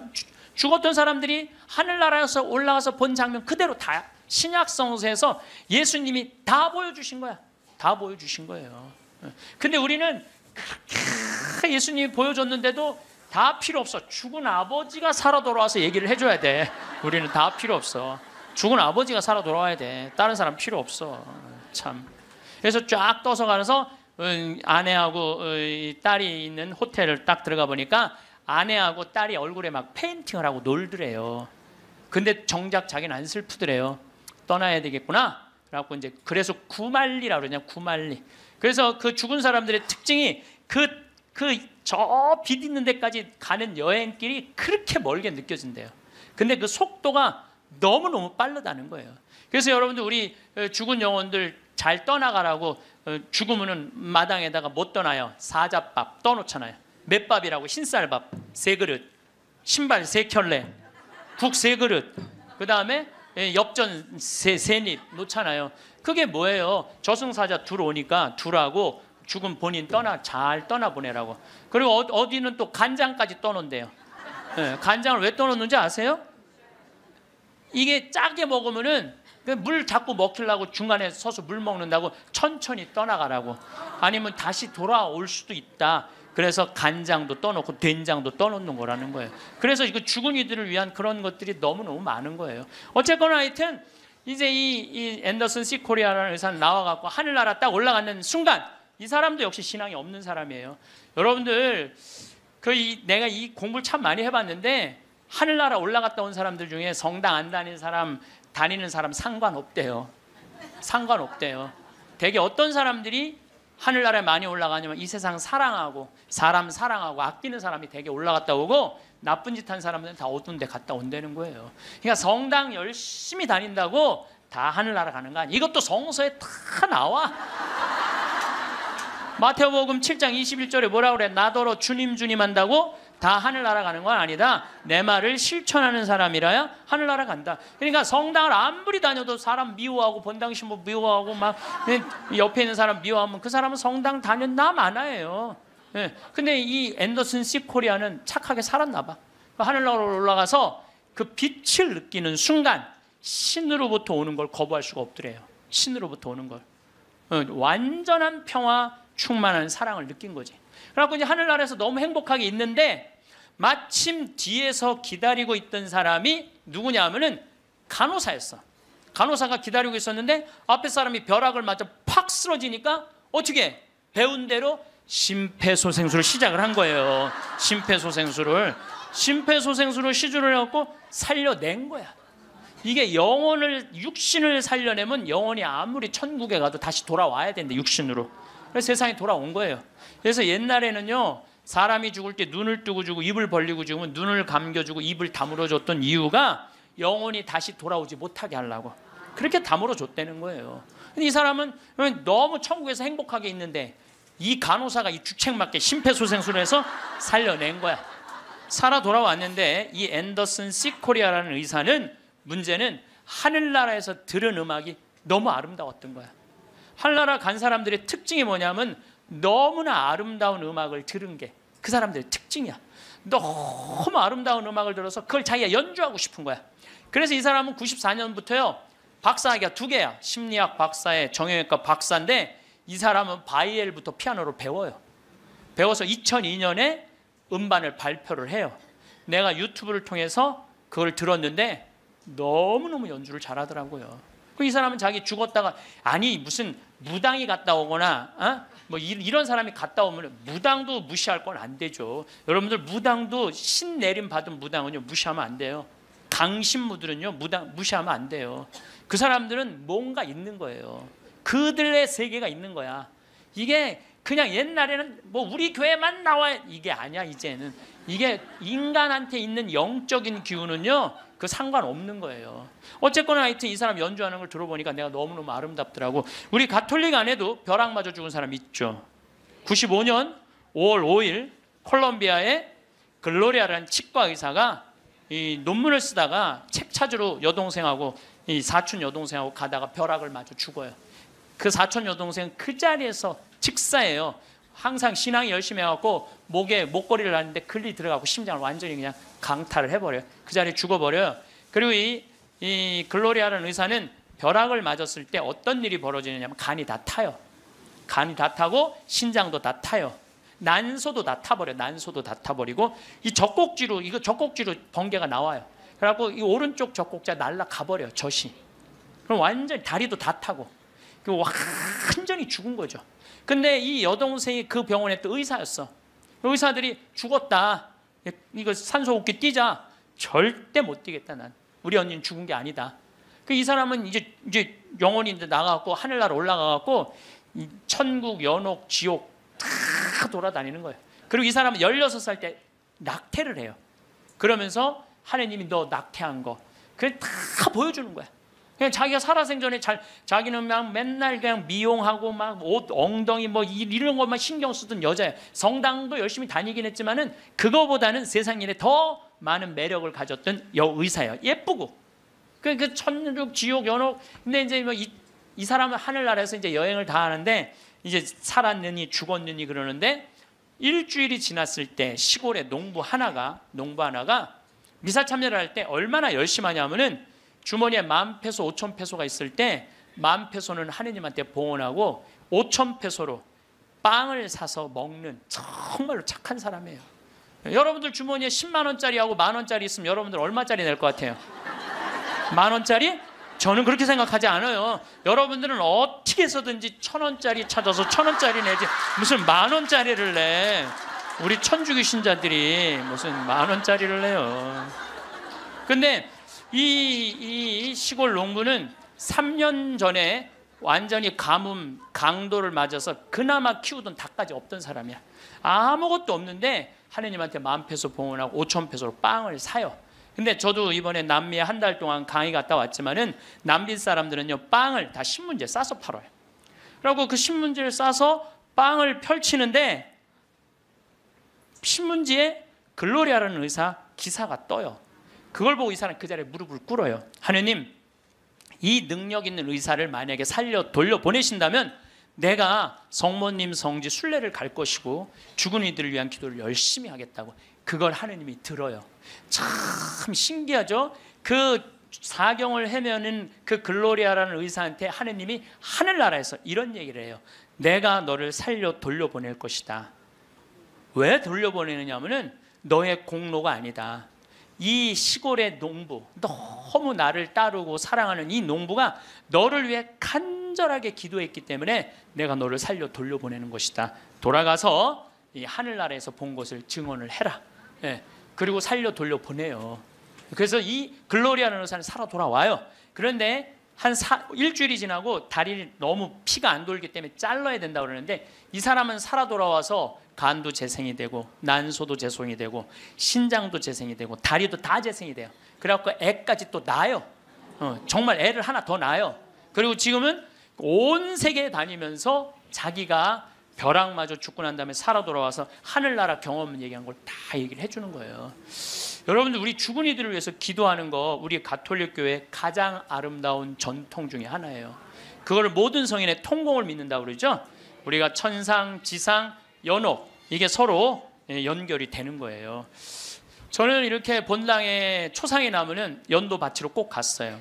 연도를 바치러 딱 내가 이제 저녁 한 8시나 9시쯤 가면은 그 연도꾼들이 꽉 차 있으면 기분이 너무너무 좋아. 교우들이 연도 바쳐 주러 왔을 때 너무너무 기분이 좋아. 왜냐하면 여러분들 연도 바칠 때 뭐라 그래요? 성부, 성자, 성령, 이 영혼 구원하여 주소서.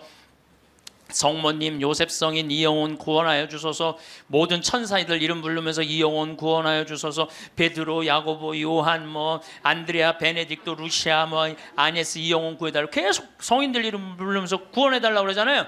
그럼 여러분들 생각을 해봐요. 우리가 이제 죽으면 하늘나라 올라가면은 하느님이 심판하지 않는다니까요. 베드로한테 맡겼잖아요. 베드로가 이제 천당 보낼지 연옥 보낼지 지옥 보낼지 결정할 거 아니야. 혼자 결정하지 않을 거예요. 수호천사 부르고 아까 성서에도 얘기했잖아요. 하늘의 천사가 너를 지켜보고 있을 것이다. 수호천사 부르고 수호 성인 부르고 연관된 성인들 다 불러서 천당 보낼 거냐 지옥 보낼 거냐 연옥 보낼 거냐 얘기를 할 거야. 근데 밑에서 계속 이름 불러대면 성인들이 회의하다 뭐라 그럴 것 같아요? 야 우리 이름 이렇게 불러대는데 웬만하면 올려 보내자 그냥. 그게 바로 연도의 효과예요. 연도의 효과. 그래서 여러분들 본당에서 세상 떠나는 교우들이 연도 났다 그러면은 시간 내서 꼭 가서 술을 먹으라는 것도 아니고 그냥 잔치밥을 먹으라는 것도 아니에요. 그냥 여러분들 가서 연도 받쳐주는 거 최고의 선물이에요. 예. 제가 지난 봄에 우리 교구에 젊은 신부님 엄마가 돌아가셔서 61에. 근데 그 엄마가 나 한참 뭐 병 모으고 비누 공장 할 때 많이 도와줬던 엄마야. 송탄 본당 자매님인데. 내가 또 너무 우리 생태마을에서 그 아들은 지금 유학 가 있는데 우리 생태마을에서 같이 나오고 일도 많이 하고. 그래서 내가 사순식에 인천교구에서 사순 피정을 해주고 저녁 주일날 밤 9시에 송탄 장례식장을 갔어요. 갔는데 사순식임 신부들이 얼마나 피곤해. 하루 종일 성사주고. 그런데도 그 9시에 그 엄마를 위해서 신부들이 30명이 모여 있더라고요. 다음 날은 물론 주교님이 월요일날 장례미사를 해주시죠. 그런데 우리 수원교구는 신부님 부모님이 돌아가시면 주교님이 미사하기 전에 계속 매 시간 미사를 해요. 와서. 그게 우리 신부들이 그 동기 신부들에 대한 예의야. 예의. 그래서 매 시간, 그러니까 수백 명이 우리 수원교가 한 450명 되니까 수백 명이 와서 미사를 해주는 거야. 근데 그날도 내가 이제 마침 주례를 하게 돼갖고 미사를 주례를 하는데 하늘나라에서 회의하는 소리가 들리더라고요. 아니 진짜로 하늘나라에서 회의하는 소리가 들리더라니까요. 야,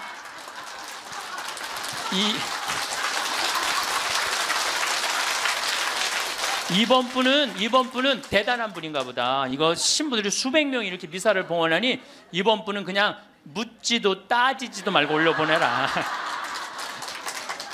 그래서 우리 신부 엄마는 묻지도 따지도 않고 천당 올라갔을 거예요, 분명히. 지난 봄에 또 내가 대국교구 교우들 위해서 이제 토요일 날 이제 강의를 갔어요. 그때도 뭐 1000명 이상 모였어요. 근데 10시 오전 10시 강의인데 저는 항상 어디든 2시간 전에 도착을 해요. 강의 2시간 전에 도착을 해서 미리 이제 밥을 먹어요. 근데 이제 밥 먹을 때는 이 옷에 튀면 안 되니까 항상 사복을 먼저 입어요. 사복을 입고 허름한 청국장 찌개집, 아침에 청국장 찌개집을 들어가서 찌개집을 딱 들어갔는데 아주 멋있게 생긴 노신사가, 머리가 하얀 노신사가 나를 딱 보더니 눈이 점점 커지는 거야. 그러니까 나를 아는 거지. 나를 아는데 내가 또 근데 이제 로만 칼날 아내니까 진가민가 했나 봐요. 그렇다고 내가 가사 걷고 저는 황창현 신부입니다 이렇게 할 수가 있나. 그냥 아시는 걸로 끝나는 거죠. 그래서 앉아갖고 이제 그 노신산 먼저 밥이 나왔어요. 근데 밥을 독특하게 드시더라고. 밥이 나왔는데 밥 몇 숟갈을 한 몇 알을 떠더니 뚜껑에 딱 올려놓더니 잠깐 이러더니 밥을 먹기 시작하더라고. 독특하다. 저건 개신교법도 아닌데, 독특한 우리 천주교법도 아니고. 그래서 이제 나도 이제 밥이 나와갖고 이제 난 이제 성호를 이제 긋고 이제 밥을 먹으려고 이제 사복을 입었어도 성호를 딱 그니까 성호를 그니까 그때서 그 노신사가 이렇게 말하는 거예요. 혹시 황창현 신부님이시냐고? 그래서 나 황창현 신부 맞다고. 그랬더니 자기는 불자라는 거예요. 불자인데 신부님 행복 특강을 돈도 안 내고 너무 잘 본다는 거야. 어쩜 이렇게 젊은 신부가 모르는 게 없냐고.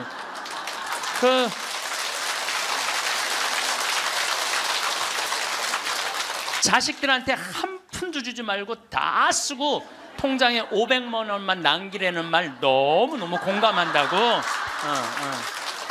너무 고맙다고 그러더라고요. 그래서 감사합니다. 그리고 이제 내가 그분이 불자라는 말을 들었을 때 밥을 왜 몇 알을 떠놓고 뚜껑에 올렸는지 알아요. 영혼밥 떠놓은 거예요. 영혼밥. 네, 아까 내가 사자밥 말씀드렸죠. 우리 죽으면 영혼들 떠나 보내듯이 여러분들 우리도 밭에 나가고 일할 때 참 나오면 밥 몇 알 뿌리면서 뭐라 그래요?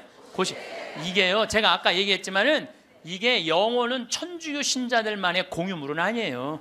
모든 인간들이 죽어서 영원한 여행을 떠나는 거예요. 그 여행을 우리는 좀 안전한 동아줄을 떠나는 거고 하느님 믿지 않는 사람은 어느 줄을 잡아야 되는지 모르고 떠나는 것뿐이죠. 우리는 좋은 줄을 잡고 있는 거죠. 영혼밥 떠는 거죠. 그래갖고 이제 그 노신사는 이제 밥 먹고 갔어요. 나도 이제 밥을 다 먹고 계산을 하려고 그랬더니 그 노신 아주머니가 아까 그 노신사가 밥값을 내고 갔다는 거예요. 내가 그때 깨달은 진리가 하나 있어요. 우리 천주교 신자들이 밥 먹을 때 반드시 성호를 긋고 먹어야 돼.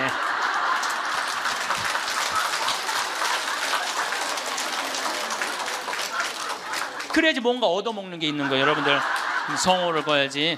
내가 지난달에도 우리 생태마을의 부관장 신부들하고 내가 또 신학교 보낸 신부들하고 여행을 같이 갔어. 단풍 여행을 갔어. 단양이라는 곳을 갔는데 전심에 이제 신부들 꽤 많았죠. 능이버섯 찌개를 시켰어요. 우리들 많이 시켰어요. 그래서 이제 다 나왔고, 야 우리 기도하고 먹자 그랬고 성호를 딱 끊는데 저쪽에서 아저씨 하나가 오더니 황 신부님이 있냐고 그러더라고요. 그렇다고 그러니까 자기 성당 안 다니는데 신부님 강의 너무 재밌게 보고 있다고, 밥값은 내가 내겠다. 그래서 이 성호 걷는 게 진짜 중요해. 성호 걷는 게.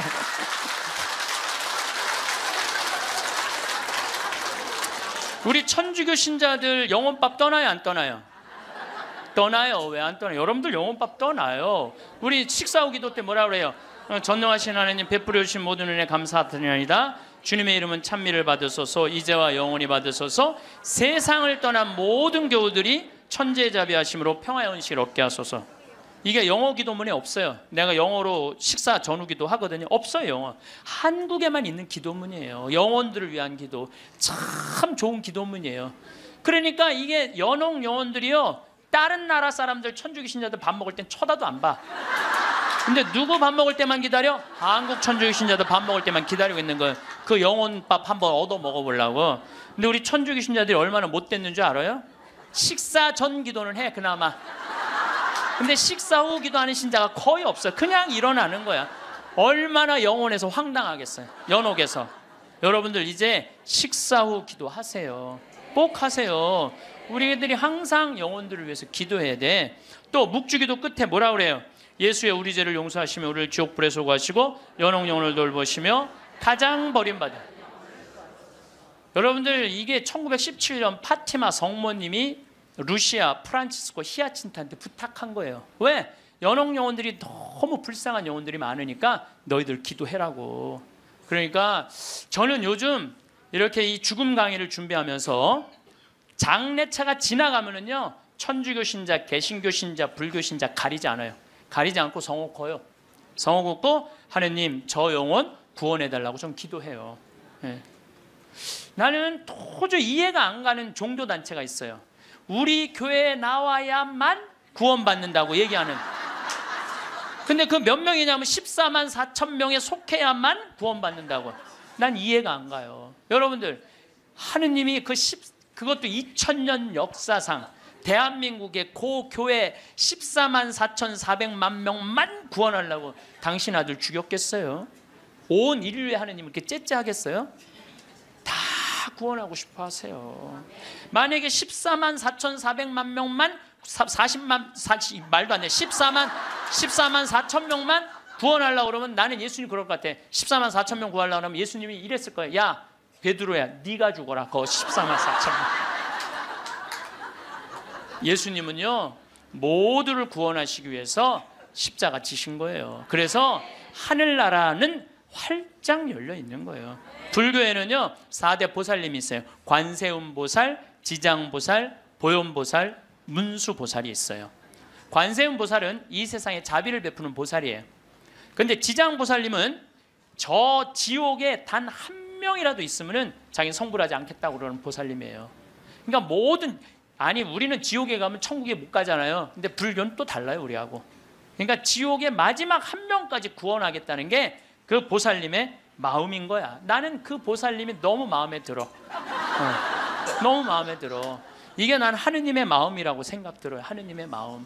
그러니까 여러분들도 모든 사람들이 구원받을 수 있도록 항상 기도하셔야 돼요. 여러분들은 구원받을 것 같아요? 안 받을 것 같아요? 여러분들 구원받아요. 적어도 이 시간 강의 듣겠다고 여기 나와서 앉아있는 여러분들은 구원받아요. 아니 내가 여러분들 천당 간다는 확신 있으면 행복하지 않겠어요? 행복하죠? 아니 내가 이제 막 죽을 때가 다 됐어.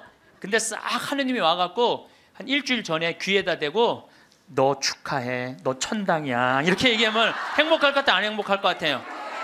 행복하겠죠? 근데 이거를 누구한테 하느님이 하냐면 프란치스코 성인한테 해요. 프란치스코 성인한테 나타나갖고 프란시스는 굉장히 빨리 돌아가시잖아요. 40대 초반에 돌아가시잖아요. 하느님이 와서 너는 연옥의 벌을 면한다. 바로 천국이다. 그랬을 때 프란시스성이 너무 행복하고 일주일 동안 밥을 안 먹었다는 거야. 너무 행복해서. 나도 지금 하느님이 오늘 저녁에 와갖고 창현아 너 천당이야. 너. 우리 인사발령 신부들 인사발령 굉장히 기다려지거든요. 뭐 저야 뭐 평창에 있으니까 뭐 인사발령이 별로 없으니까. 그래도 신부들 인사발령 굉장히 기다려져. 그 인사발령 때 가고 싶은데 너 거기야라고 얘기하면 신부들이 얼마나 좋겠어요. 근데 우리 마지막 인사발령 너 천국이야. 마지막 인사발령. 근데 마지막 인사발령이 너 지옥이야. 그러면 어떻게 될 것 같아? 어떻게 될 것 같아? 가슴이 철렁하죠. 여러분들은 구원 받으세요. 예수님은요 마테오복음에 지옥 얘기 그렇게 많이 안 하세요. 마테오복음에 천국 얘기는 37번 하고 지옥 얘기는 13번밖에 안 해요. 다른 복음에는 아예 지옥이 거의 없어요. 지옥이 거의 없어요. 많이 나와요. 한두 번밖에 안 돼요. 그리고 나머진 한번 오늘 저녁에 집에 가서 성서 읽어보세요. 여러분들 눈이 확 뜨일 거야. 끊임없이 하늘나라 얘기를 해요. 끊임없이 기쁜 소식 얘기를 해요. 하늘나라 하늘나라 하늘나라. 내가 이만큼 하늘나라에 관련된 성서가 꽉 차 있어요. 그러니까 하느님이 주고 싶은 거는 뭐예요? 하늘나라예요. 예수님이 뭐하러 그렇게 십자가에 고통스럽게 돌아가셨겠어요. 우리한테 천국을 주기 위한 거예요. 요한복음 3장에 보면은 예수님이 니코데모하고 얘기할 때 이런 얘기를 해요. 믿는 사람은 누구나 사람의 아들 안에서 영원한 생명을 얻게 하려는 것이다. 하느님께서는 세상을 너무나 사랑하신 나머지 외아들을 내줬다고 그래. 이 내줄 때는 확실히 주는 거예요. 내주시오. 그를 믿는 사람은 누구나 멸망하지 않고 영원한 생명을 얻게 하셨다. 하느님께서 아들을 세상에 보내신 것은 세상을 심판하시려는 것이 아니라 예수님이 한 말이에요. 하느님께서 아들을 세상에 보내신 것은 세상을 심판하시려는 것이 아니라 세상이 아들을 통하여 구원을 받게 하시려는 것이다. 참 쉽죠. 믿기만 하면 되는데 그게 이렇게 어려워. 믿기만 하는데 그거 그냥 천장 쳐다보고 있는 거야 없는 거야 이러고 앉아 있으니 참. 요한복음 5장 29절에도 선을 행한 이들은 부활하여 생명을 얻고 악을 저지른 자들은 부활하여 심판을 받을 것이다. 요한복음 5장 39절에 이런 얘기가 나와요. 너희는 성경에서 영원한 생명을 찾아 얻겠다는 생각으로 성경을 연구한다. 바로 그 성경이 나를 위하여 증언한다. 그런데도 너희는 나에게 와서 생명을 얻으려고 하지 않는다. 근데 왜 예수님은 우리한테 지옥 얘기를 가끔 하셨을까? 여러분들 자식들 이렇게 교육시킬 때 어떨 때는 좋은 얘기도 해주고 어떨 때는 혼내기도 하고 그러죠? 똑같은 거예요. 근데 혼낼 때도 여러분들 꼭 굳이 애를 그냥 우리 어머니가 나 어렸을 때 너 정말 다리 밑에서 주워왔는데 진짜 너 다리 밑에 갖다 버린다? 이런 얘기 참 많이 하셨어요. 나는 원래 내가 고향이 다리 밑이 내 고향인 줄 알았어요. 하도 그런 얘기 많이 들어갔고. 근데 우리 어머니는 한 번도 다리 밑에 날 버리지 않으셨어요. 예수님도 똑같은 거예요. 아니 아버지가 자식 지옥 가기를 원하는 아버지가 어디 있어요? 그건 아버지가 아니지. 근데 우리는 하느님의 사랑을 많이 믿지를 못해요. 하느님의 사랑을 많이 믿지를 못해. 참 이렇게 의심하는지 몰라. 저는 본당 신부 10년을 하는 동안 총회장님 4분하고 살았어요. 근데 이 4분의 총회장님들이 정말 열심히 했어요. 일을. 그러니까 우리 동창 신부들이 성당에 오면 맨날 총회장이 있는단 말이야. 야, 니네 총회장을 어떻게 하길래 저렇게 열심히 하냐? 나 별말 안 했어. 딱 한마디밖에 안 했어. 무슨 말 했는데? 나는 총회장님을 믿는다. 믿는다는 말 한마디에 총회장님 책임감을 느끼는 거예요. 본당 신부가 믿는다는데. 그러니까 저는 강의 다닌다고 성당 거의 있었던 적이 없어. 맨날 성당 비우고 돌아다녔는데 2번 다 성당을 신설 성당이니까 성당을 하나는 신부 전 신부님이 져주신 거 내가 완성을 했고 2번째 성당은 내가 처음부터 끝까지 졌거든요. 그래도 저도 성당에 생전 안 붙어 있었어요. 그래도 성당 너무 잘 져줬어. 근데 누가 다 책임진 거예요? 총회장이 다 책임. 뭐 때문에? 내가 믿는다는 말 한마디에. 믿는다는 말 한마디에. 여러분들 그 많은 신들 중에 인도에는 신이 3억 명이나 된다는데 그 많은 신들 중에 야훼 하느님 당신만을 나의 주님으로 믿습니다라고 고백하면은 하느님은 나한테 책임감 느낄 것 같아, 안 느낄 것 같아? 아니 저놈이 날 믿는다는데 저거 하나 천당에 못 데리고 오겠어요? 근데 만약에 여러분들이 어느 날은 믿는 것 같고 어느 날은 안 믿는 것 같고, 그럼 하느님 어떠실 것 같아요? 어느 날은 책임져야 될 것 같고 어느 날은 책임지지 않아도 될 것 같고 그러네. 믿으려면 어떻게 믿어야 돼? 확실하게 믿어야 돼. 확실하게 믿어야 돼. 그리고요, 제가 예비자 교리 참 잊지 못하는 예비자가 하나 있었어. 6개월 동안 그렇게 예수님에 대해서 얘기하고 성경에 대해서 얘기하고 예수님 증언했는데 6개월 후에 교리 마지막 끝에 자 마지막으로 질문해 보십시오 그랬더니 딱 손을 들더니 신부님 솔직히 얘기해 달라는 거예요. 뭘 솔직히 얘기하냐니까 진짜 예수님 있냐고 솔직히 해달라는. 6개월 지났는데. 자 여러분들도 저한테 그렇게 물어보고 신부님 솔직히 한번 얘기해 보라고, 예수님 있느냐고. 내가 이스라엘 다녀오고 과달루페 가고 파티마 가고 루르도 가고 또 수많은 사제생활 23년 하면서 수많은 신앙 체험하고 나도 신앙 체험하면서 내가 느낀 게 있어요.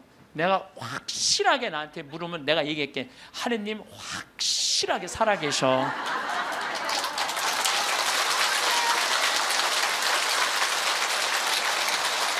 그런데 문제는 내 영혼의 상태 때문에 하느님을 느끼지 못하는 거예요. 하느님은 그냥 계셔. 근데 내 이놈의 영혼이 왔다 갔다 하는 거지. 하느님이 있다 없다 하는 게 아니야. 내 마음 안에 신앙이 있다 없다 하는 거지. 하느님은 그냥 그대로 그 자리에 계셔. 내가 깨어서 기도하고 주님을 끊임없이 찾고 주님께 찬양을 드리고 감사를 드리면요, 주님은 응답해 주세요. 근데 혼자 그냥 방구석에 갖고 있는 거야 없는 거야 이러면은요, 아무리 대답해 주고 싶어도 방구석에서 나와야지. 근데 여기 지금 나와 있는 분들은 대답을 듣잖아요. 마태복음 25장에 슬기로운 처녀, 미련한 처녀 얘기가 나와요. 슬기로운 처녀 등잔에는 기름이 많았고 미련한 처녀 등잔에는 기름이 하나도 없었어. 미련한 처녀들은 어떤 처녀들이 미련한 처녀들이냐면 맨날 의심하고 성당도 안 나오고 가난한 사람도 안 도와주고 그냥 이러고 있는 처녀들이 미련한 처녀들이에요. 슬기로운 처녀들은 어떤 처녀들이야? 명동에서 피정 있다 그러면 아침부터 와서 앉아있고. 그래서 이 처녀들이요,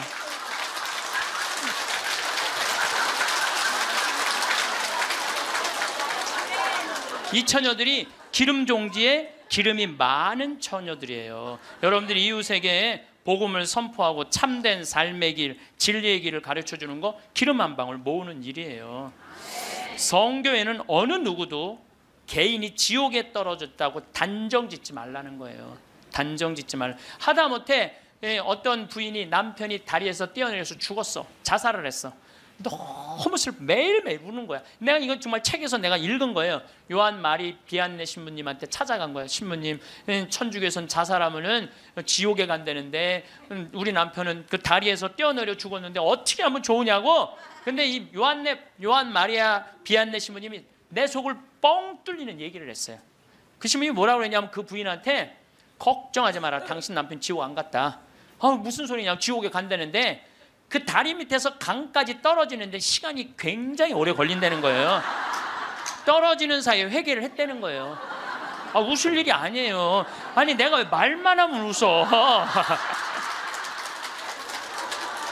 실질적으로 그 순간에 회개할 수 있다는 거예요. 그리고 당신 남편은 그 순간 떨어지면서 회개를 했기 때문에 지금 연옥에서 지금 훈련을 받고 있으니까 걱정하지 말라고. 연옥골이 끝나면 천국에 올라가니까. 그래서 여러분들 우리가 예수 마리아 요셉만 외워도 연옥에 7년제가 감해진대요. 예수 마리아 요셉 누구 불쌍한 영혼들 기억하여 주소서. 3종 기도만 해도 10년을 감해진다는 거예요. 3년 기도. 그러니까 식사 후 기도, 예수 마리아 요셉 3종 기도 얼마나 좋아요. 밥 먹을 때 그냥 하면 되는데 그게 그렇게 힘들어? 아니 나는 우리 부관장 신부하고 아예 식탁에다 3종 기도 이렇게 써놔요. 그럼 써놔고 부활 3종 기도 또 그때 가면 또 까먹잖아. 부활 3종 기도 그냥 3종 기도 이렇게 해갖고 써놔요. 그래서 영어로도 한 번 하고 우리나라 말로도 한 번 하고 그래 좋더라고요. 3종 기도 하는 거. 식사 후 기도는 반드시 하고. 근데 어떨 때는 이게 우리 이제 식사 오기도 훈련이 안 돼갖고 나 식사 오기도 벌써 일어나서 가는 신자들 태반이야. 나는 전능하신 하느님 벌써 가. 아니 세상을 떠난 모든 교우들이 천재자비하시고 평안하시 아직도 한참 남았는데 이 전능하신 그러지 말라는 거예요. 1991년 팸 레이놀즈라는 이 가수는 미국의 가수인데 작곡가 겸 가수인데 심한 뇌 동맥류가 걸려요. 이 수술은 굉장히 위험한 수술이에요. 왜냐하면 이 사람을 수술하면 뇌에 있는 피를 다 빼야 돼. 뇌에 있는 피를 다 빼고 심실 정지, 심장을 정지시켜야 돼. 그러니까 사실은 죽이는 거예요. 죽였다가 다시 살리는 수술이야. 죽였다가 다시 살리는 수술이야. 그런데 이 사람이 97년에 수술을 해. 애리조나 대학에서. 이때 지금은 죽음 이후의 세계에 대한 연구가 미국이 너무 많이 해요. 100개 대학에서 연구를 하고 있어요. 지금 우리나라만 지금 죽음 이후에 대한 관심이 없지 미국엔요 그런 책 뭐 애프터 라이프 뭐 죽음 이후의 세계 뭐 너무너무 책이 많아요. 너무너무 뭐 영어로 된 책 내가 미국에 가서 이 강의 하니까 엄청나게 선물을 하더라고요. 어쨌든 이 팸 레이놀즈가 수술할 때는 의사들이 완전히 죽이는 수술이니까 저 사람이 진짜 영혼이 빠져나오느냐 그거 참관을 해요. 근데 여러분들 이 사람은 뇌에 피를 빼고 심장을 전지시키고 완전 마취를 하고 수술하는 거예요. 여러분들 마취 수술 해봤던 경험 있으세요? 네. 나도 20년 전에 맹장 수술할 때 마취를 했는데 한심하더라고요. 내가 신부님 마취 들어갑니다 그런데 그게 뭐라고 딱 들어갔는데 아무 생각이 안 나는 거야. 나 탁탁 치는데 깨어나 보니까 벌써 배를 가르고 맹장을 떼어냈다는 거야. 아니 내 맹장을 떼어냈는데 내가 모르니 이게 말이 되는 일이냐. 이게 내 맹장을 떼는데 내가 모르는 게 말이 돼? 답답하더라고요. 떼어냈다는데. 그래서 내가 다음에는 내가 수술할 때 반드시 정신을 똑바로 차리고 아무리 마취를 해도 내가 어떻게 수술하는지 지켜봐야 되겠다. 근데 내가 이제 거의 한 5년 전에 위암 수술을 하게 됐잖아요. 위를 3분의 1을 잘라내잖아요. 그래서 이제 난 6시간짜리 마취를 이제 하러 들어갔는데 이제 수술실 들어가면서 내가 속으로 나한테 외웠어요. 정신 똑바로 차려야지. 정신 똑바로 차려야지. 그래서 수술실 들어가고 신부님 마취 들어갑니다. 그럴 때 딱 씌울 때 정신 똑 그걸로 끝이야. 정신 똑 그걸로 끝이야. 깨어나 보니까 배를 가르고 위를 3분의 1을 잘라냈다. 이번에도 그냥 당한 거지 그냥. 아무 생각이 안 나. 아무 생각이. 근데 이 팸 레이놀즈도 이 수술실에 들어갈 때 뇌에 피를 다 뺐으니 이 사람은 아예 생각이 없는 사람이에요. 심실 정지시키고 그래갖고 딱 수술을 시작을 했을 때 이 사람은 영혼이 빠져나와요. 빠져나와갖고 수술실 장면을 지켜봐요. 의사가 간호사한테 지시하는 거, 수술 도구 전해주는 거, 그리고 자기 머리를 자르는 수술 도구를 봐요. 자기 머리 자르는 걸 봐요. 쫙 자르고 내가 이제 죽었구나.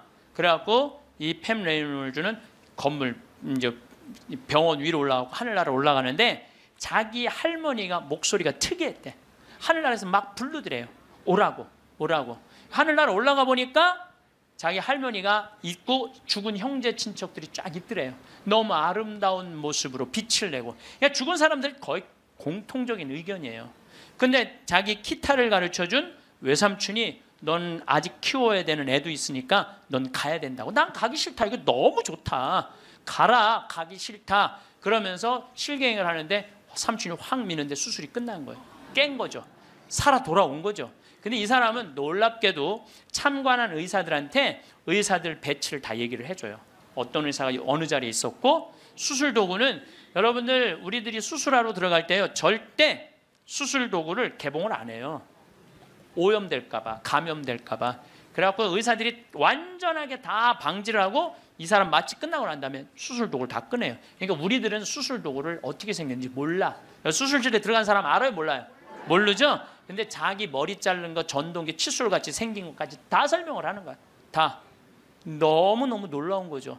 그러니까 이게 여러분들 이런 연구를요. 하버드 대학, 예일 대학, 뭐 사우스햄프턴 세계 최고의 대학들이 연구를 하는 거예요. 그냥 내가 무슨 뭐 무당하고 만나갖고 그냥 대충 얘기하는 게 짜고 얘기하는 게 아니고 이건 뭐 논문으로 나오는 내용들을 여러분들한테 전해주는 거예요. 여러분들은 바쁘니까 책 읽을 시간이 없잖아.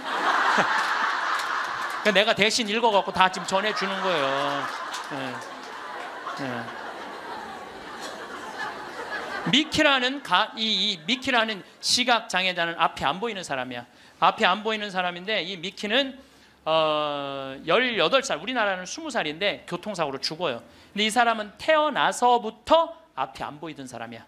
그러니까 하얀색이 뭔지 까만색이 뭔지 빨간색이 뭔지 아무리 설명을 해줘도 모르죠. 태어나서부터 앞이 안 보이니까.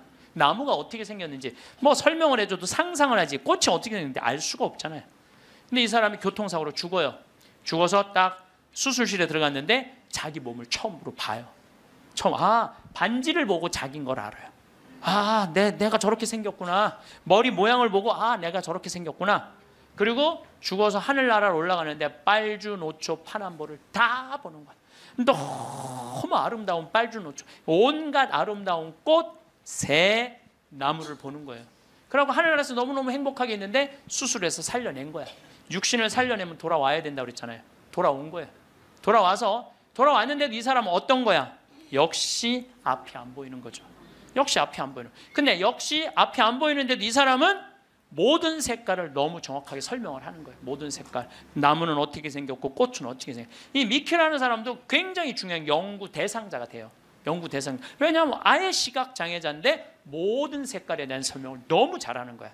한 번도 색깔을 본 적이 없는 사람인데. 그러니까 영혼이 빠져나가는 거죠. 영혼이 빠져나가는 거죠. 그래서 우리가 이게 죽는 걸로 끝나는 게 아니야. 죽음이 아니고 새로운 삶으로 옮아가는 과정인 거예요. 새로운 삶으로. 여러분들 이제 죽는 거 싫어요, 좋아요? 좋아해야 돼. 아니 죽는 게 싫으면 어떻게 해? 죽는 게 싫으면은 천주교 신자가 죽는 게 싫으면 어떻게 해요? 이제 죽는 거 좋죠? 그래도 죽는 게 싫어. 그래도 살아있는 게 나아. 이 이야기는 조금 더 다음 시간에 하면서 내가 죽음이라는 것이 그냥 우리가 하느님을 만나기 위해서는 반드시 죽음이라는 걸 거쳐야 돼. 제가 조금 어려운 얘기 하나 할게요. 나는 사실 어려운 얘기를 잘 안 하는 편인데 이번 건 굉장히 어려운 얘기예요. 요거는 방송 보면서 적어갖고 한번 묵상해 보세요. 데이아르드 샤르댕이라는 신부님이 있어요. 이분은 최고의 지성인이에요. 이분도 너무 유명한데 여러분들이 바빠갖고 이분 책을 읽을 시간이 없죠. 이분은 신학자면서 지질학자예요. 지질학자. 그런데 이분이 뭐라고 그랬냐면은 우리는 이 육신은 영원히 이 육신을 잠시 경험하고 가는 거라고 그래요. 영원히 이 육신을 경험하고 가는 거야. 그러니까 이 육신은 그렇게 중요한 게 아닌 거야. 뭐가 중요한 거야?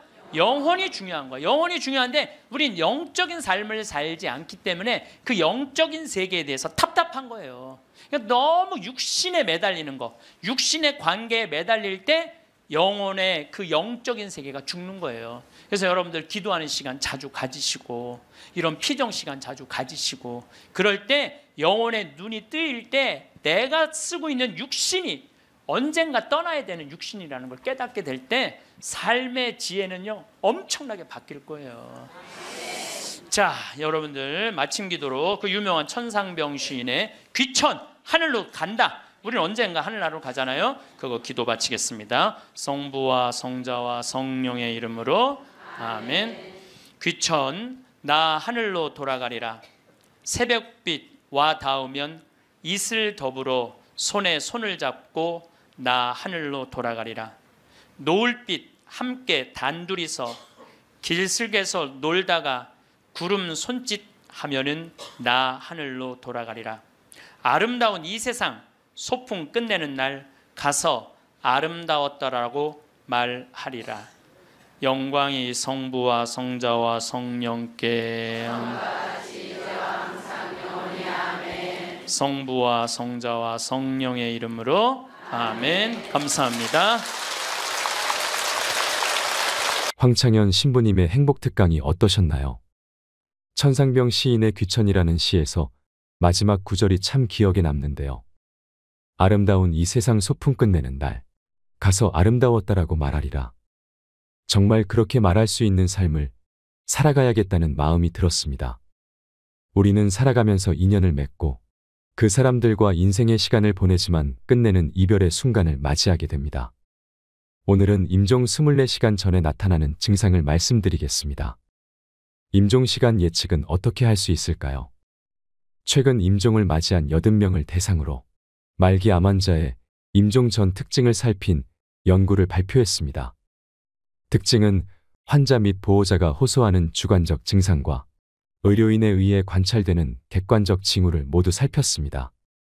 그 결과 가장 많이 나타나는 주관적 증상은 수면 시간 증가, 의식 혼탁 및 선망, 안정 시 호흡곤란이었습니다. 불안 및 우울감이나 구토, 식욕부진, 복부 불편감 등은 빈도가 매우 낮았습니다. 가장 많이 나타나는 객관적 징후는 혈압 감소, 의식 수준 변화, 산소 포화도 감소, 맥박수 증가 순이었습니다. 임종이 다가오게 되면 음식과 물을 많이 먹지 않아 소변의 양이 줄어들고 신장의 기능이 저하되어 소변의 색이 농축되어 진한 녹차의 색깔이 납니다. 또한 신체의 모든 기능이 저하되어 몇 초 동안 숨을 쉬지 않다가 깊은 숨을 거칠게 몰아쉬는 등 호흡 또한 매우 불규칙적으로 진행되며 가래의 양이 많아 호흡이 힘들 수 있습니다. 제거되지 않은 가래들은 목구멍 뒤쪽에 모여 숨을 쉴 때마다 그르렁거리는 소리를 내게 됩니다. 혈액 순환이 잘 안 되기 때문에 피부색이 검거나 퍼렇게 될 수 있습니다. 그리고 임종자는 마음의 변화 또한 찾아옵니다. 변화라기보단 걱정거리가 생긴다고 할 수 있습니다. 바로 남아있는 이들에 대한 걱정입니다. 만약 임종 직전 울부짖는 모습을 보이게 된다면 그 고통과 슬픔은 임종자에게까지 전해집니다. 남아있는 저희들은 걱정하지 마세요. 임종자가 마음의 평안을 얻고 남아있는 이들에 대한 걱정과 부담에서 벗어날 수 있도록 긍정적인 말을 건네주어야 합니다. 그리고 마지막 순간까지 손과 발을 어루만져 주세요. 가족이 옆에 있음을 느끼게 해주는 것입니다. 우리가 당신의 옆에 있으니 걱정하지 말고 편히 쉬세요. 그가 안심하고 평안할 수 있게 말입니다. 건강의 차이가 곧 인생의 차이입니다. 이 영상을 보고 계신 분들은 힘든 상황을 견뎌내고 있을 거라 생각됩니다. 주변의 많은 분들이 너무 힘든 시기를 겪고 있는 요즘 조금이나마 힘을 내게 하는 영상이었길 바랍니다. 어머니의 임종이 생각나 또 눈물이 나네요. 사랑하는 어머니, 너무 그립습니다. 이상으로 책틀맨이었습니다. 지혜를 쌓는 당신의 오늘이 아름답습니다. 더 좋은 영상으로 찾아뵙겠습니다.